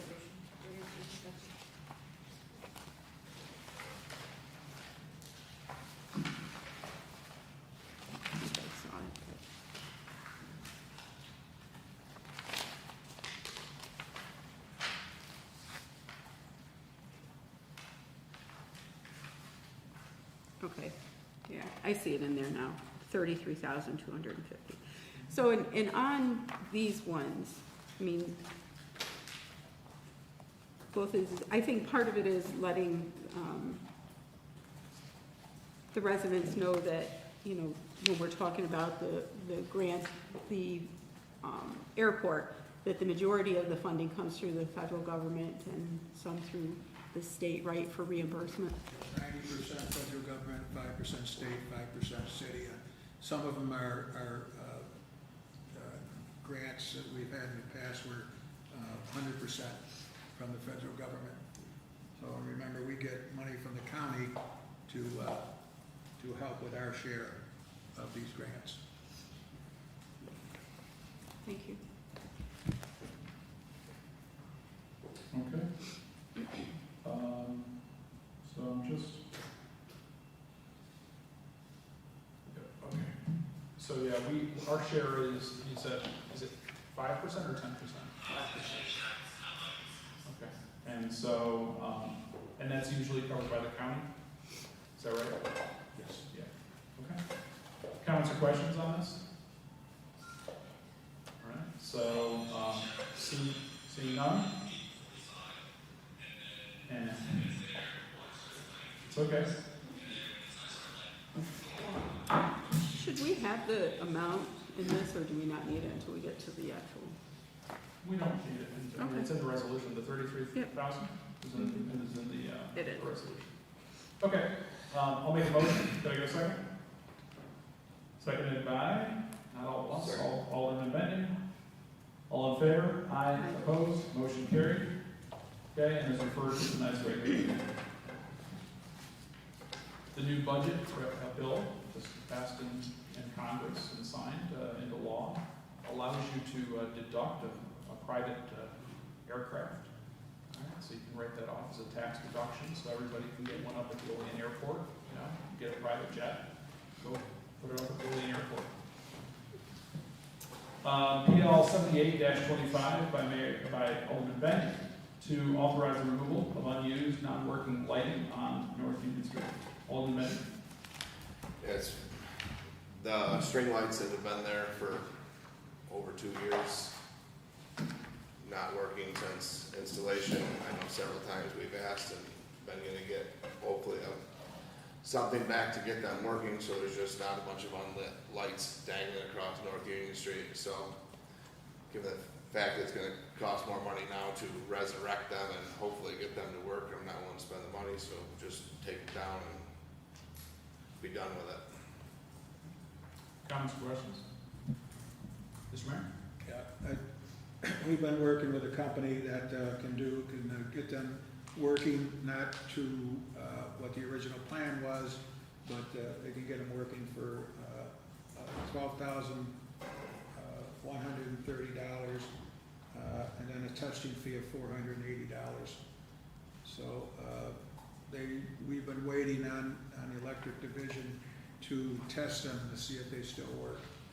So I would request you it's been a long time now, if you give us another month, put this PL on hold, give us another month, to see what we can get, see if we can get them lit, and if that doesn't work out, then we can take them down. The money is still in that capital fund. We do have money still in the capital fund that can pay for this, to get these taken care of. I know it's a lawsuit, but Alderman Anastasia? we probably can't talk about it publicly, but I mean, 2-3 years ago, weren't we going after the gentleman who stole the program, and how did we make out with that? I think that's under, I think that's being handled under our legal, Mr. Mayor? Yes.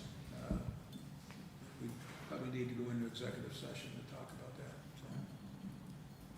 Do you want to talk about that, JR? Is that pertinent to your PL, or? No, I mean, when did you get this thing from this company? I've reported it several times to the council that we've had. Alderman McCall? So I want to make sure, so we wouldn't spend $12,130 and then an additional $480 testing fee. We would spend $480 to test it, right? Or are you telling me we would have to spend basically $12,500 to even see if it works? My understanding, correct me if I'm wrong, Mayor, is our internal electric division is gonna see if they turn on. Yeah. That's free. Gotcha. Not free, but, you know. And then the programming cost for the firm would be $12,130. And then once all that programming, then the testing of the program to sync it to the different, if there's different color lights or one color lights or blinking or whatever, then that is an additional $400. So, I guess what I would say, Mayor, because we have heard about this for a long time, is personally, I'm willing to give it one more month, you know, and then if possible to bring forward, have we actually signed a contract with this company and established a date and of deliverables? No, not yet. Okay, I would be interested to hear about that. Alderman Benyon. So you reported one other time when they were gonna test it. What's been the holdup with getting it tested so that way you come back to say whether or not they work? I mean, we've been waiting on this, it's been repeatedly discussed, and it's still, the electric department's still not said, do they We've work? been waiting for the city electricians division to get them tested. They've got a lot on their plate right now, so we're gonna try to move them up to get them tested, so. So could they be tested in 2 weeks? They've been tested in 2 years. I think whether they get tested in 2 weeks, I think we're gonna have to talk to the vendor, to get his equipment to override the chips in those strings. Is the last understanding I got from talking to our chief electrician. So we can't just test it in-house without something from them? That's my understanding at this point, yeah. Our attempts were stalled because of the unusual lighting system that is up. Which reverts back to the lawsuit. Maybe 2 weeks we can go into executive session and get an update on that lawsuit. And is that still in progress? Was there? Well, we're going into executive session later tonight, so maybe we can ask our city attorney if there's any updates on it. Oh, and they don't, we work, okay. Well, John, just All in favor? to go into executive session, there's not even an active litigation. Correct? I thought 2 years ago you went. No, they said 2 years ago that they talked about litigation. There is no active litigation, correct? No. There's potential for litigation. Are we sure? A lot of just, I mean, circling around. Mayor, is there, Take them down. is there potential for litigation? Yes, small claims court. Okay. City attorney, is potential litigation justifiable for executive session? I think so. Okay, any other further questions on this? We'll just get it out the road a little more. Any further discussion? So can we though, if we're not going to address it today, can we have a date where we can get with the people who have the programming so that they can help us to override, so that we can see if they even work? Because there's no, like we've talked about this, there's no need to even conversate about it anymore if they won't work. So can we have a definitive date where we can get them to help us plug it in and see if it works? I mean, my definitive date is 1 month. So 1 month, right, we have confirmation that they are working and that we have Or not working? we have a contract for them to complete the job and a deadline and a date. Well, I just want, do they work? I mean, because they'll have to work if we sell them on eBay anyways, so. So this is not for tonight. Yeah, so you can postpone it. I didn't say rhetorical. So we're going to talk about it anyways in executive session, correct? You The said- potential for litigation, sure. Yeah, we have other things to go into executive session for, which will be announced. All right, I'll make a motion to postpone PL 78-25 for 1 month to authorize the removal of unused, non-working lighting on North Union Street. Could I get a second?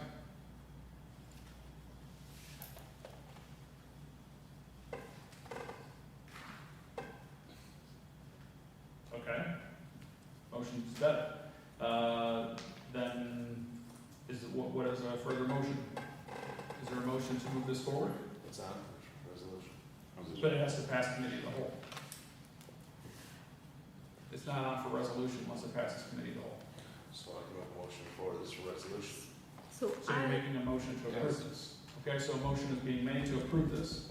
Is there a second? I want to hear it. I want to see if they even work. And I want to also have the conversation about, You don't have to, okay, you don't have to second I it. know, I'm just saying though, that, but we have to have some resolution. This is just crazy. It's been going on. I mean, this can die either way, whether nobody wanted to postpone it a month, that's totally fine. And if this doesn't get seconded, then it doesn't move forward and it dies right now. Would you make a motion to postpone it for 2 weeks? No, Okay. it's been 2 years. It has been 2 years. I think we should at least, go at least 2 weeks, because we're gonna get an update on the possible litigation. Those lights have been hanging, I would love to see what they look like lit, to see if they do work. I mean, I don't see why we can't wait 2 more weeks to July Well, 26th. if the motion isn't seconded, then it's never gonna stay there. It's just, it dies. Huh? So just, it dies for lack of second. Okay, that's what I'm trying to explain, like, they're not gonna take them down, Dave. Okay.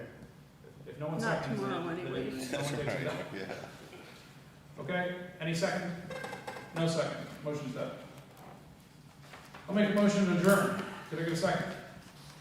No one seconds? I'll second Motion it. dies. We're gonna No, see. I'll second it. I forgot. All right, second by Alderman McCall. All in favor? Aye.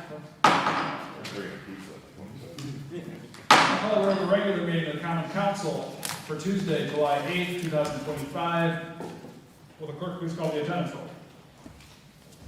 Alderman Benyon. Here. Alderwoman Forney. Alderwoman McCall. Here. Alderman Robinson. Yes. Alderman Robinson. I am here trying to unmute this damn thing. Alderman Anastasia. Here. And President Crawford. Here, please rise for the invocation and pledge allegiance.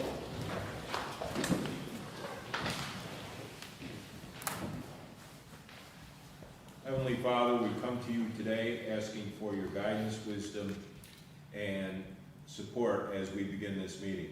Help us to engage in meaningful discussion, allow us to grow closer as a group, and nurture the bonds of this community. In your name we pray. Pledge allegiance to the flag of the United States of America and to the republic for which it stands, one nation, under God, indivisible, with liberty and justice for all. Reading correction and approval of minutes of previous regular meetings. Regular meeting of the Olean Common Council was held on Tuesday, June 24th, 2025 at 9 p.m. Present were Alderman Crawford, Benyon, Corning, McCall, Robinson, and Anastasia. Ward 2 was vacant. Make a motion to approve the minutes of the previous regular meeting. Could I get a second? Second. Second by Alderman Benyon. All in favor? Aye. Opposed? Motion carried. Committee reports on unfinished council business. None. Communications from the mayor. None, thank you. Miscellaneous communications. None. City official reports. None. Proposed legislation or referrals. PL number 73-25 by Mary Elio, referred to Committee of the Whole, Tuesday, July 8th, 2025 by Council President.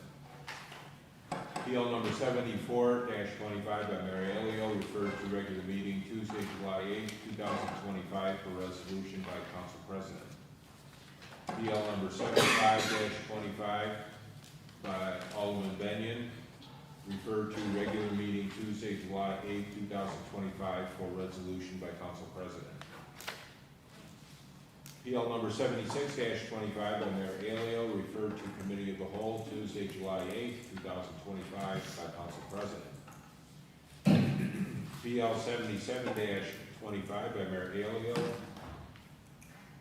referred to Committee of the Whole Tuesday, July 8th, 2025 by Council President.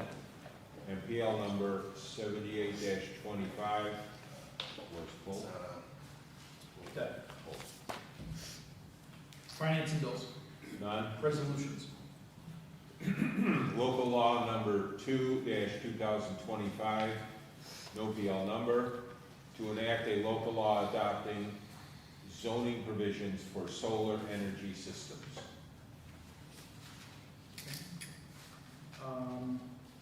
So these were previously discussed in committee.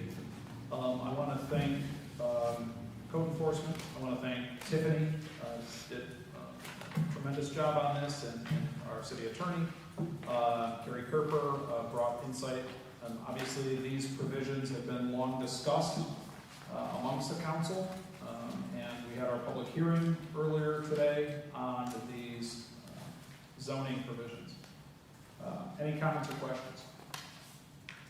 Okay, so again, just to reiterate, These provisions are not infringing on anyone's ability to install solar panels on their home, residential installations, but certainly tightens the ability to put in large-scale solar as well as battery storage facilities in land that should be developed for community benefit and purpose, usage here in Olean. So, any comments or questions? Seeing none, can I get a motion? I'll make a motion. Okay, Alderwoman McCall, can I get a second? Second by Mr. Benyon. Okay, will the clerk please call the roll? Alderman Benyon. Yes. Alderwoman McCall. Yes. Alderman Robinson. Yes. Alderman Anastasia. Yes. And President Crawford. Yes. Resolution passes. Local law number 3-2025, PL, no PL number, to enact a local law adopting zoning provisions for battery energy storage systems. Okay, let's talk about this. Comments or questions? I'll make a motion. Can I get a second? Second by Alderman Anastasia. Will the clerk please call the roll? Alderman Benyon. Yes. Alderwoman McCall. Yes. Alderman Robinson. Yes. Is that a yes? I'm sorry. Yeah. Said yes. Alderman Anastasia. Yes. And President Crawford. Yes.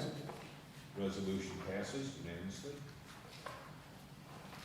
Resolution number 41-25, PL number 41-25, resolution establishing the standard workdays pursuant to New York State and local retirement system regulation 315.4. Okay. Our annual resolution to update the standard work days. Comments or questions? Seeing none, I'll make a motion. Can I get a second? Second. Second by Alderman McCall. Will the clerk please call the roll? Alderman Benyon. Yes. Alderwoman McCall. Yes. Alderman Robinson. Yes. Alderman Anastasia. Yes. Yes. And President Crawford. Yes. Resolution passes. Resolution number 71-25, PL number 73-25, out of committee by Alderwoman McCall, seconded by Alderman Benyon, to award the 2025 pavement preparation and overlay contract to Lakeshore Paving in an amount not to exceed $2,331,808. Okay, talked about this. Comments or questions? Real quick. Alderman Benyon? James, does that, because we had recent conversations on aprons and such that were fixed, did this contract take into account to make sure that that 1-inch lip was retained? Yes, direction to the contractor is gonna be, I guess, more stringent as we mill past the driveways this year. They've been informed of the problems we've had, and so the belief is we won't be recreating that problem this year. Anything else? All right. I just want to, I guess, $2.3 million a year on roads. Roads are a massive expense, and that's just a fraction, right, of what we spend on roads every single year. And although I think we consider call streets and roads an asset for the city, they're a massive liability. And I don't know if the time will come where we find more efficient means of maintaining and installing roads, but this is just literally money that starts depreciating the second you start just falling apart. Disintegrating is a better word than depreciating. The second you put it down, and it looks nice for months, and then it starts to, fall apart. So it's an unsustainable pattern, and it's something that I know is important to our community and to residents, okay? But at the end of the day, investing in our community and the facilities is critical.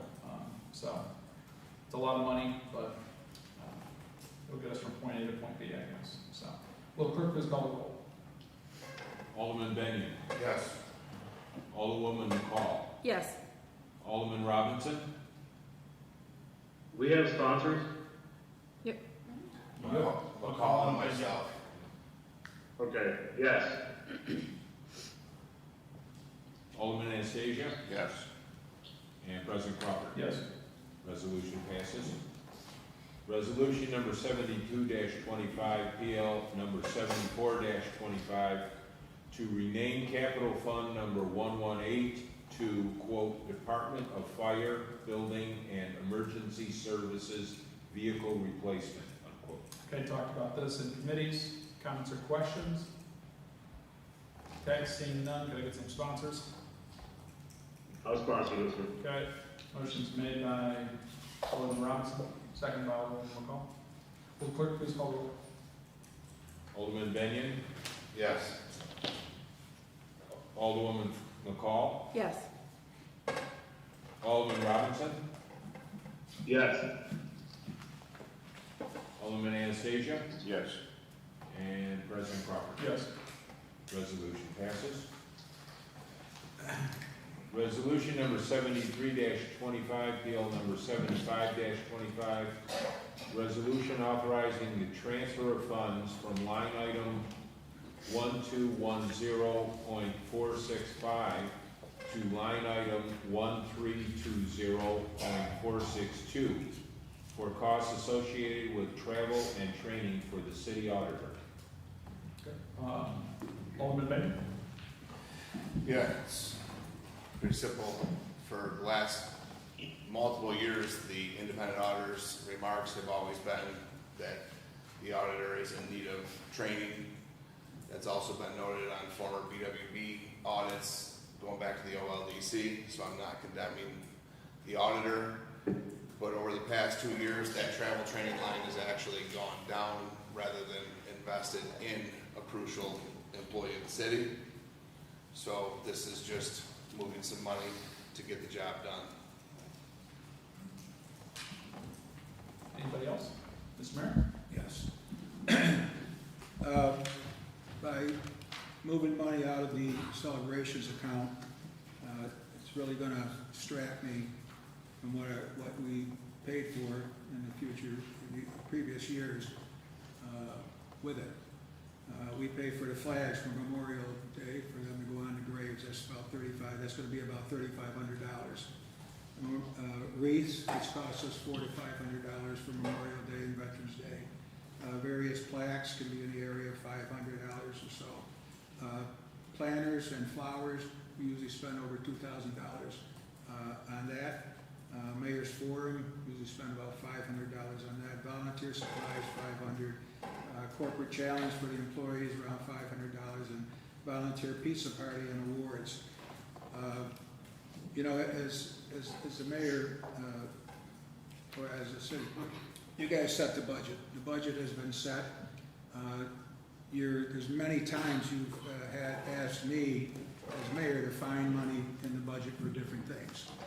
So I would ask that you give me that same respect now and give me the opportunity to find money for our auditor to do trainings, go to trainings. This isn't urgent right now. The training that we're talking about, we don't even know the final cost on that. But the training that we're talking about is in September. And so this doesn't have to be acted on now. And I also believe, I talked to the city attorney, and I also believe this may be in violation of the city charter. So I would ask that the council not support this, and as in the past, you've asked several times, to find money in the budget, that you leave it up to the mayor's office with working with the department heads and their individual budgets to find money for Lens to do training. Alderman McCall? So I just want to make sure that I understand. So I think when we're looking and we see mayor celebration, we're thinking it's party or something. So Mayor, you're telling us in years past that that money has been dedicated to buying the wreaths and the flags, and that's what it's kind of dedicated for this year. And I know you do a volunteer pizza dinner, right? And some other things. So this money actually goes to things not necessarily, a different kind of celebration. Same celebration. For whatever reason, it's been named that years ago, and we just maintained it as that account. And, you know, I think maybe, you know, there's been centennials and things like that, or that's gone into this. So it just gives the mayor's office the opportunity to handle things that come up during the year that is not in general budget lines. So, and we put flags up at the cemetery? Cemetery, yes. Okay. And the same with the wreaths then, I'm guessing. We put flags at the cemetery in South Olean and at St. Bonaventure's, and even out at the cemetery out in the town of Olean, out by Hinsdale, because there are people from Olean that are buried there. Yeah, correct me if I'm wrong, Mayor, was there a year that an organization that used to do the flags wasn't gonna do it anymore, or something happened, and then we said we would cover the cost? Yeah, you're going way back, because I believe it was Casey Jones way back. He sponsored a resolution that is still on the books that says that the council or the city will pay for the flags for Memorial Day. Well, there, more recently, was there talk about minimizing it to just the South Olean cemetery? Yeah. But then I think we talked and said, you know, we've got residents who are buried, I've got a grandfather who lived in Olean, but he's buried at Bonaventure. Yeah. Yeah, okay. Yes. So we continue to do that. Yes. So with everything you've given us, though, you'd actually be in a deficit, you'd be overexpended, right? Because there's like 8,000 in there, and I mean, just the flags and the wreaths are like 8,000. Yep. Alderman Bennett. Bridget, the mayor alluded that we would be in violation potentially of the city charter, so can you explain that? Yes, I reviewed the charter and section 5.003 says transfer of unencumbered balances of funds. You guys have the right to do it, but you need approval of the mayor. So if he doesn't approve, you can't move the funds. You said it said unencumbered funds, is that what you said? Correct.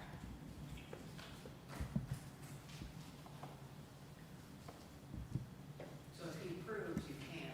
If he doesn't, you cannot, if you violate your charter. Listen, that's fine then. I mean, I'm glad that we spent some time doing some homework on this to make sure that that money stayed there. At the end of the day, it's imperative that the city auditor gets the training. Again, another topic that's been discussed for years, so. And Alderman McCall. And I was gonna say, while we're on that topic, I think we're all in agreement to go to the conference, but, you know, I think that's September, and we've said, you know, I think we need to have, given, in light of the issues we've had, I think we need to have a timeline for training, not just that one and done kind of. In addition, we need to have a timeline for policies and procedures in the auditor's office that we've come to find out we haven't had all this time, and we need to have a timeline for procuring software. So Mayor, can you give us a timeline for that? We can work on a timeline for you, yes. So can we put that on for 2 weeks? Can we get a timeline on what you would propose in terms of, you know, even if you say, you know, you're able to secure the funds for training or where you appropriate that, but also give us at least a timeline on the software? Is that possible? I think it is. I'd like to have a little longer on securing the funds because the conference, Okay. notice won't come out probably until the 1st of August. Okay, so. yeah, And that's policy fine. and procedure. I mean, I think that policy and procedure also includes things like training and those other things that keep us up to date. I mean, I don't know. I think that we have probably been extremely fortunate that we haven't found ourselves in even more issues using Excel spreadsheets to do a city's budget of millions and millions of dollars. So I'd like to make sure that we have all of those things on. Could you give us at least a month on so we can get all For the that? policy. Okay, so 1 month? Can you put that on then, Tiffany, for August 8th? Or I'm sorry, the 12th? We have a lot going on for the 22nd, The 12th. or the 12th, rather. John? Yep. If nothing else, if this spurs some actual action on getting this, then I can live with that. But the part of it that brings it up is sitting here every single night for 2+ hours now is 90% of what was on these previous budgets was labeled unfinished business. That means we're sitting here waiting, parking, punted again, because the stuff didn't come in that was asked for, that said it could come in. Salt shed, all of these things, James, I'm pointing to, I'm not directing at you, all these things have been punted time and time again, because, well, I didn't get it to you this time, but get that if I can get another month. We keep extending these things, and then all these things pile up. When we set these things, if we ask for something, the expectation is to get it so that way we can move on. And depending on when, sometimes it's council driven, these punts happen often, but if it's city driven, you know, we're on the ball, we have what we need, so it depends on who's asking. I think it's imperative that no matter who asks, move the process along. If you say that you need 2 weeks and you can get the answer back in 2 weeks, then get it back in 2 weeks. If it's 1 month, get it back in a month. And then if there's no action, we just need to move in one direction or not. And one of the things I would ask too is, I do not have the time in my work day on the day of, or the day before, to go through a bunch of stuff. And we have repeatedly said, you know, for those of us, for any of us, you know, no matter where we are, that is not timely. So we need to have that information when the agendas come out so that we have some time to digest it. I mean, I think that that's reasonable when it comes out, when our agenda comes out, to have the information attached so that we can be informed and hopefully then not be kicking the can down the road for things, because we'll come prepared with any questions and hopefully have had an opportunity to get those answered prior to Tuesday's meeting. Yeah, you know, I'll rebuttal, but I'll comment on that. I think it's critical, obviously, that we all collectively, there's 7 individuals, the mayor, and then of course all the department heads. I mean, there's a lot of cogs and moving parts. And I understand, certainly working in industry, that sometimes you can't get something out, you know, between personnel and this and that, and there's a lot going on. At the very least, I think what I've tried to communicate, the expectation is, if there is any action to be made by the council on a Tuesday, that sending information out that would help to determine yes or no doesn't come out Tuesday afternoon. You know, that's too short of a window for us to be able to review and to digest it and process it. I understand, you know, and I appreciate James, you know, brought forward for informative purposes, discussion purposes, okay, some pictures of the salt shed. You know, for me, no action is being taken tonight.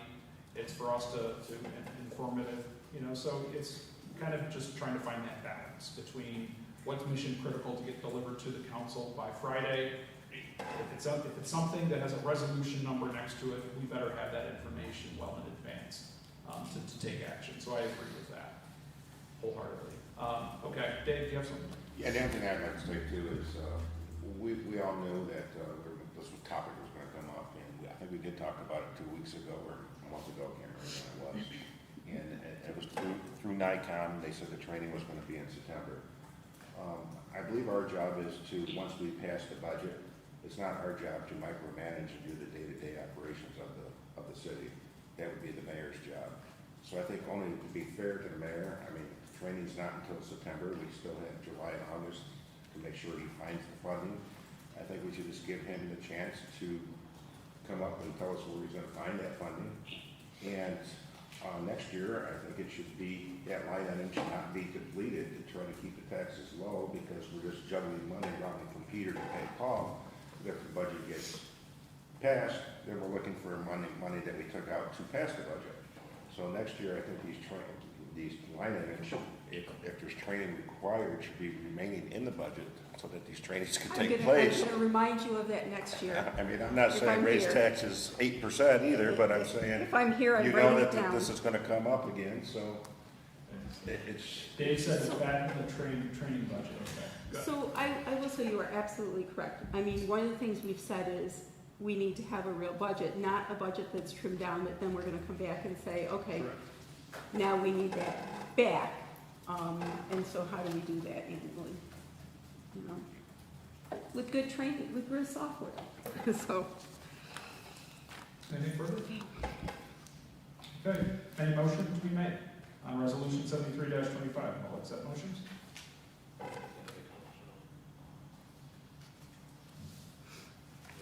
For the charter, no.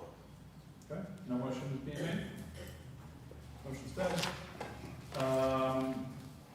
Resolution 74-25. Mr. Clerk?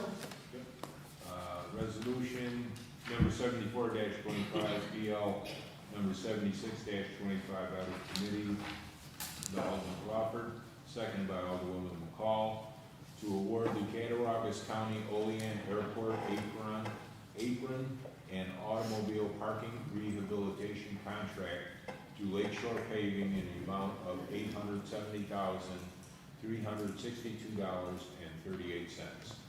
Okay, talked about this. Any questions? Seeing none, will the clerk please call the roll?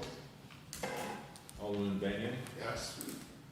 Alderwoman McCall, yes. Alderman Robinson, Yes. Alderman. Yes. Alderman Anastasia, yes. and President Crawford. Yes. Resolution passes. Resolution number 75-25, PL number 77-25, out of committee by Alderman Crawford and seconded by Alderman Benyon, to authorize the mayor to execute a grant agreement with the U.S. Department of Transportation's Federal Aviation Administration for funding associated with the Cattaraugus County Olean Airport Terminal Pedestrian and AOA Vehicle Gate Replacement Design portion. Okay, talked about this one too. Comments, questions? Seeing none, will the clerk please call the roll? Alderman Benyon, Yes. Alderwoman McCall, Yes. Alderman Robinson, Yes. Alderman Anastasia, Yes. and President Crawford. Yes. Resolution passes.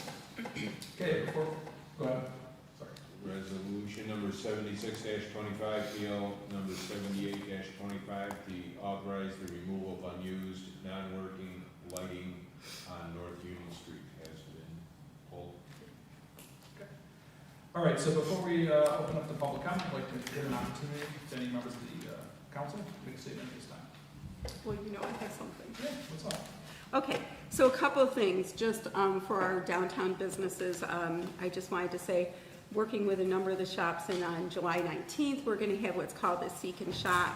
So really kind of fun, we're gonna have a passport. It says, "The adventure begins with any of the participating businesses," where you'll pick up a passport. So the idea is to celebrate the businesses on North Union Street that have been anchoring and hanging out there through a number of years. So what we'll do is we will have, just this passport, we'll give everybody, they'll go out to the different businesses, get a stamp, opportunity to go hang out with some of the businesses, and we'll end it at Armand's. That has been one of our longest standing, so we have a number of the longer standing businesses. and with the opportunity to win a gift basket. And then on August 1st, there will be the Art and Music Walk, the second one, so we're real excited. I know they work with Frank, with Carrie, trying to get things so we can do that. So again, those of you who came out in the rain in July, thank you. Again, it should be a lot of fun. There will be live music, some artists doing different art techniques and different things. So please make sure you come out and celebrate and support our local businesses. Okay, thank you. So I want to share with the public. The public has asked for the council, the city, so I'll read on the city's behalf, updates on what's going on with our bypass and the I&I issues.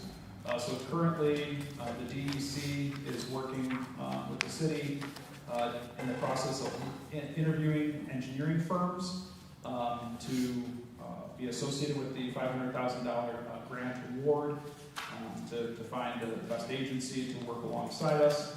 Currently, sewer maintenance is in the process of scheduling a variety of work and doing a variety of testing in-house.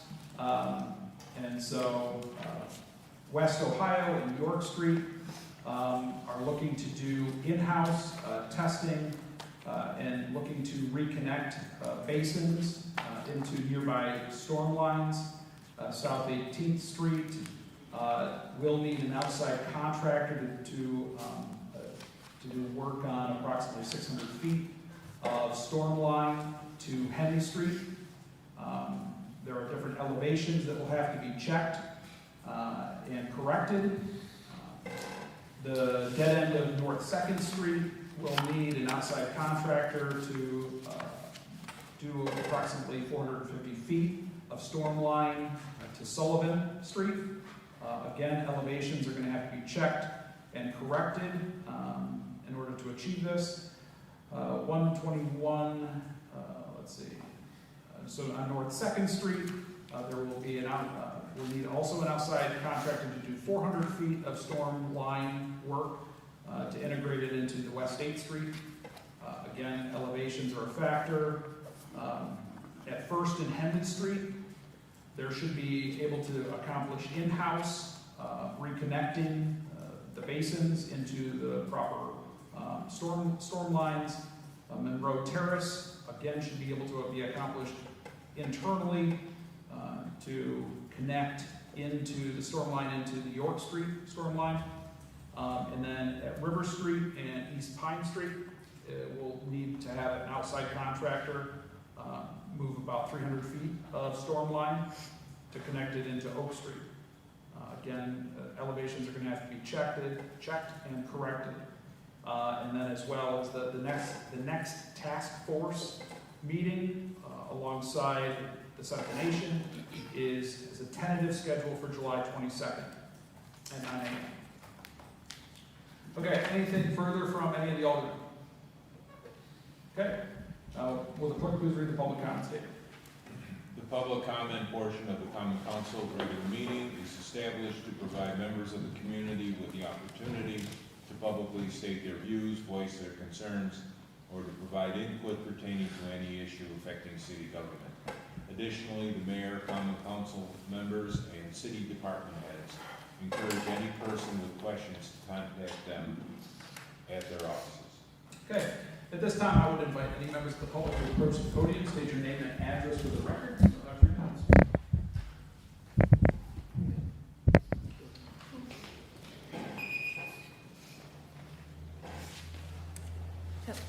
My name is, not to start again, but my name is Jessica Ray. I own property that I would love to live in, but have not been able to since September 2024. Said property is located at 219 North 11th Street. It's next to a cat house at 221 North 11th Street. Prior to September 2024, it had been my home. 4 permits were issued for improvements I had made to my property last summer alone. I still maintain it, but only 1 permit has been issued this summer, and it's to install a fence that will create division with my neighbor in an effort to maintain my home's value, what little I can. Recently, I've been torn between continuing to fix my home up now to sell so my daughter can have a decent down payment on a home of her own, or creating a Facebook account, joining where the sirens are going, and soliciting one or two of the itchy members to live in my home, fully aware that one day it may blow up. Currently, my house is unsellable due to its proximity to the cat house, and I've told too many people that I feel burning it down would be my only option to truly get away with it. So that leaves me with the right way to go about things, the less right way to go about things, and an altogether wrong way of going about things. Bridget, I would love your guidance on this. I've contacted several private attorneys, and outside of a loss of use lawsuit against my neighbor, which I don't see much value in given her economic situation, they said they couldn't pursue the case. So, with respect to feeding feral cats, nothing can be done until there is an ordinance against this. And if a human was causing the amount of damage that the cats are causing to my property, it would be not only criminal, but prosecutable. There's a right way about going about this thing again, a less than right way, and an altogether illegal way. The right way would be for me to continue pushing you to create an ordinance. But I've been doing that for the last 3+ years, and despite assurances from you, Mayor, that it would be taken care of, it hasn't been. The less than right way would be for me to work with Dave and turn my inhabitable house into a kill center or shelter. So the last meeting I came to, I observed several people asking for help, and I asked you to raise taxes, and you flatly told me no.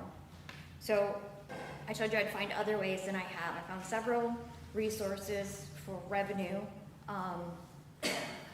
And as just a show of good faith, I'll tell you, I started with I went to assessors. There's a federal program called Payments in Lieu of Taxes, PILT.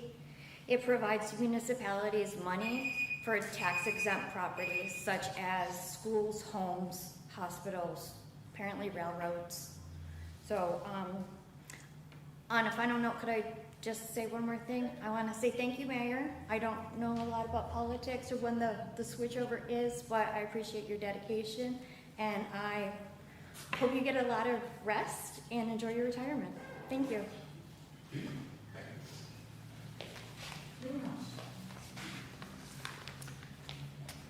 Glenn Wall, Little Valley.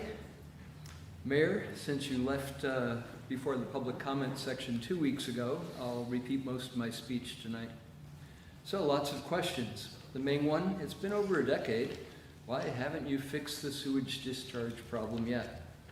Why did it seem to take the threat of a lawsuit and the bad publicity you got before you even started to do something? After I told you about the New York Environmental Facilities Corporation grants for all aspects of fixing a problem like Olean has, why did it take months to finally apply?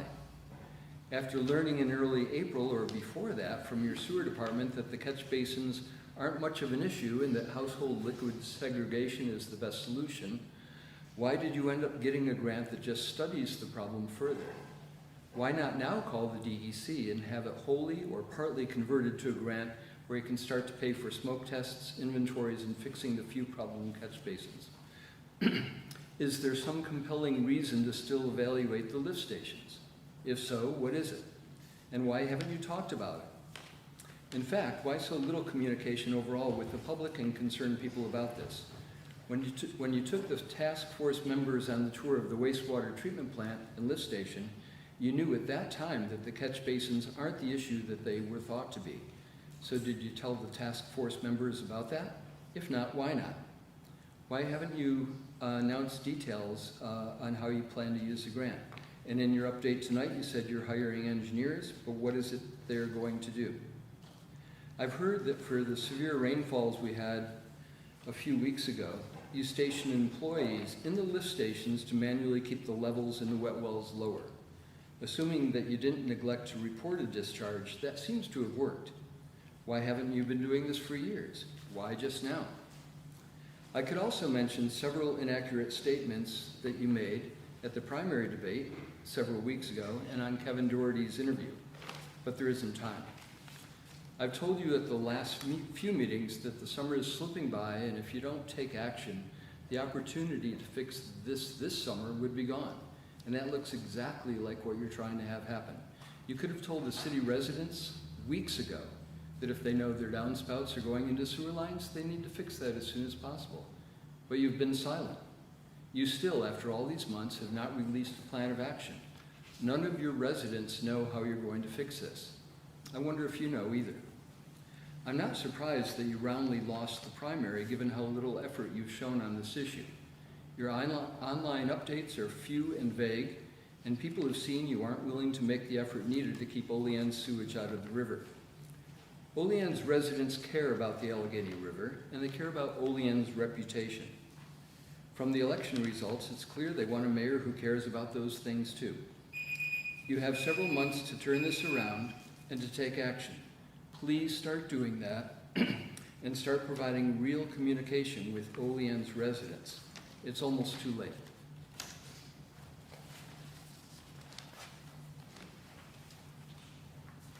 Anyone else?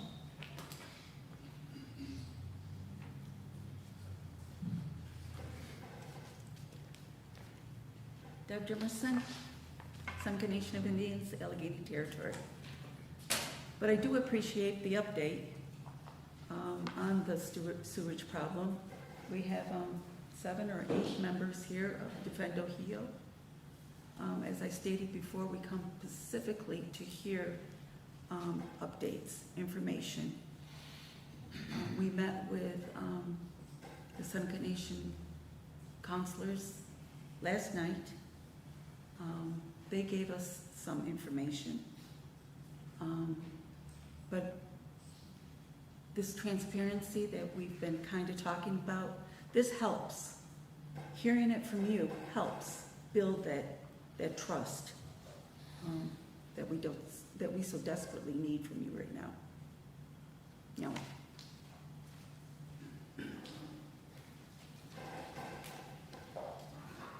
Kelly Joslin, Town of South Valley. Mostly after the DO meeting updates and the comments that you've made, Mr. Crawford, I just want to say thank you for the efforts that you have made and for, in increasing the communication. I wasn't at the last council meeting, I can only come once a month. But we have said that, until this problem is resolved, we're going to keep coming. And part of that is just to know that it's not something else that's being punted, down the road. It's an easy thing to do, once you have at the beginning of a plan to put things off. So it's good to know that that's not happening. When we don't have the communication, we don't know. And we're really grateful for the actions you're taking, especially for manning the lift stations during the heavy rains, so that at least in the interim, we have, some preventative measures taking place. So thank you. Anyone else? Anyone else? Anyone else? Then we'll call public comment closed. Okay, so before we actually adjourn, we do have to go into executive session to discuss another pending litigation, so we can kill 2 birds.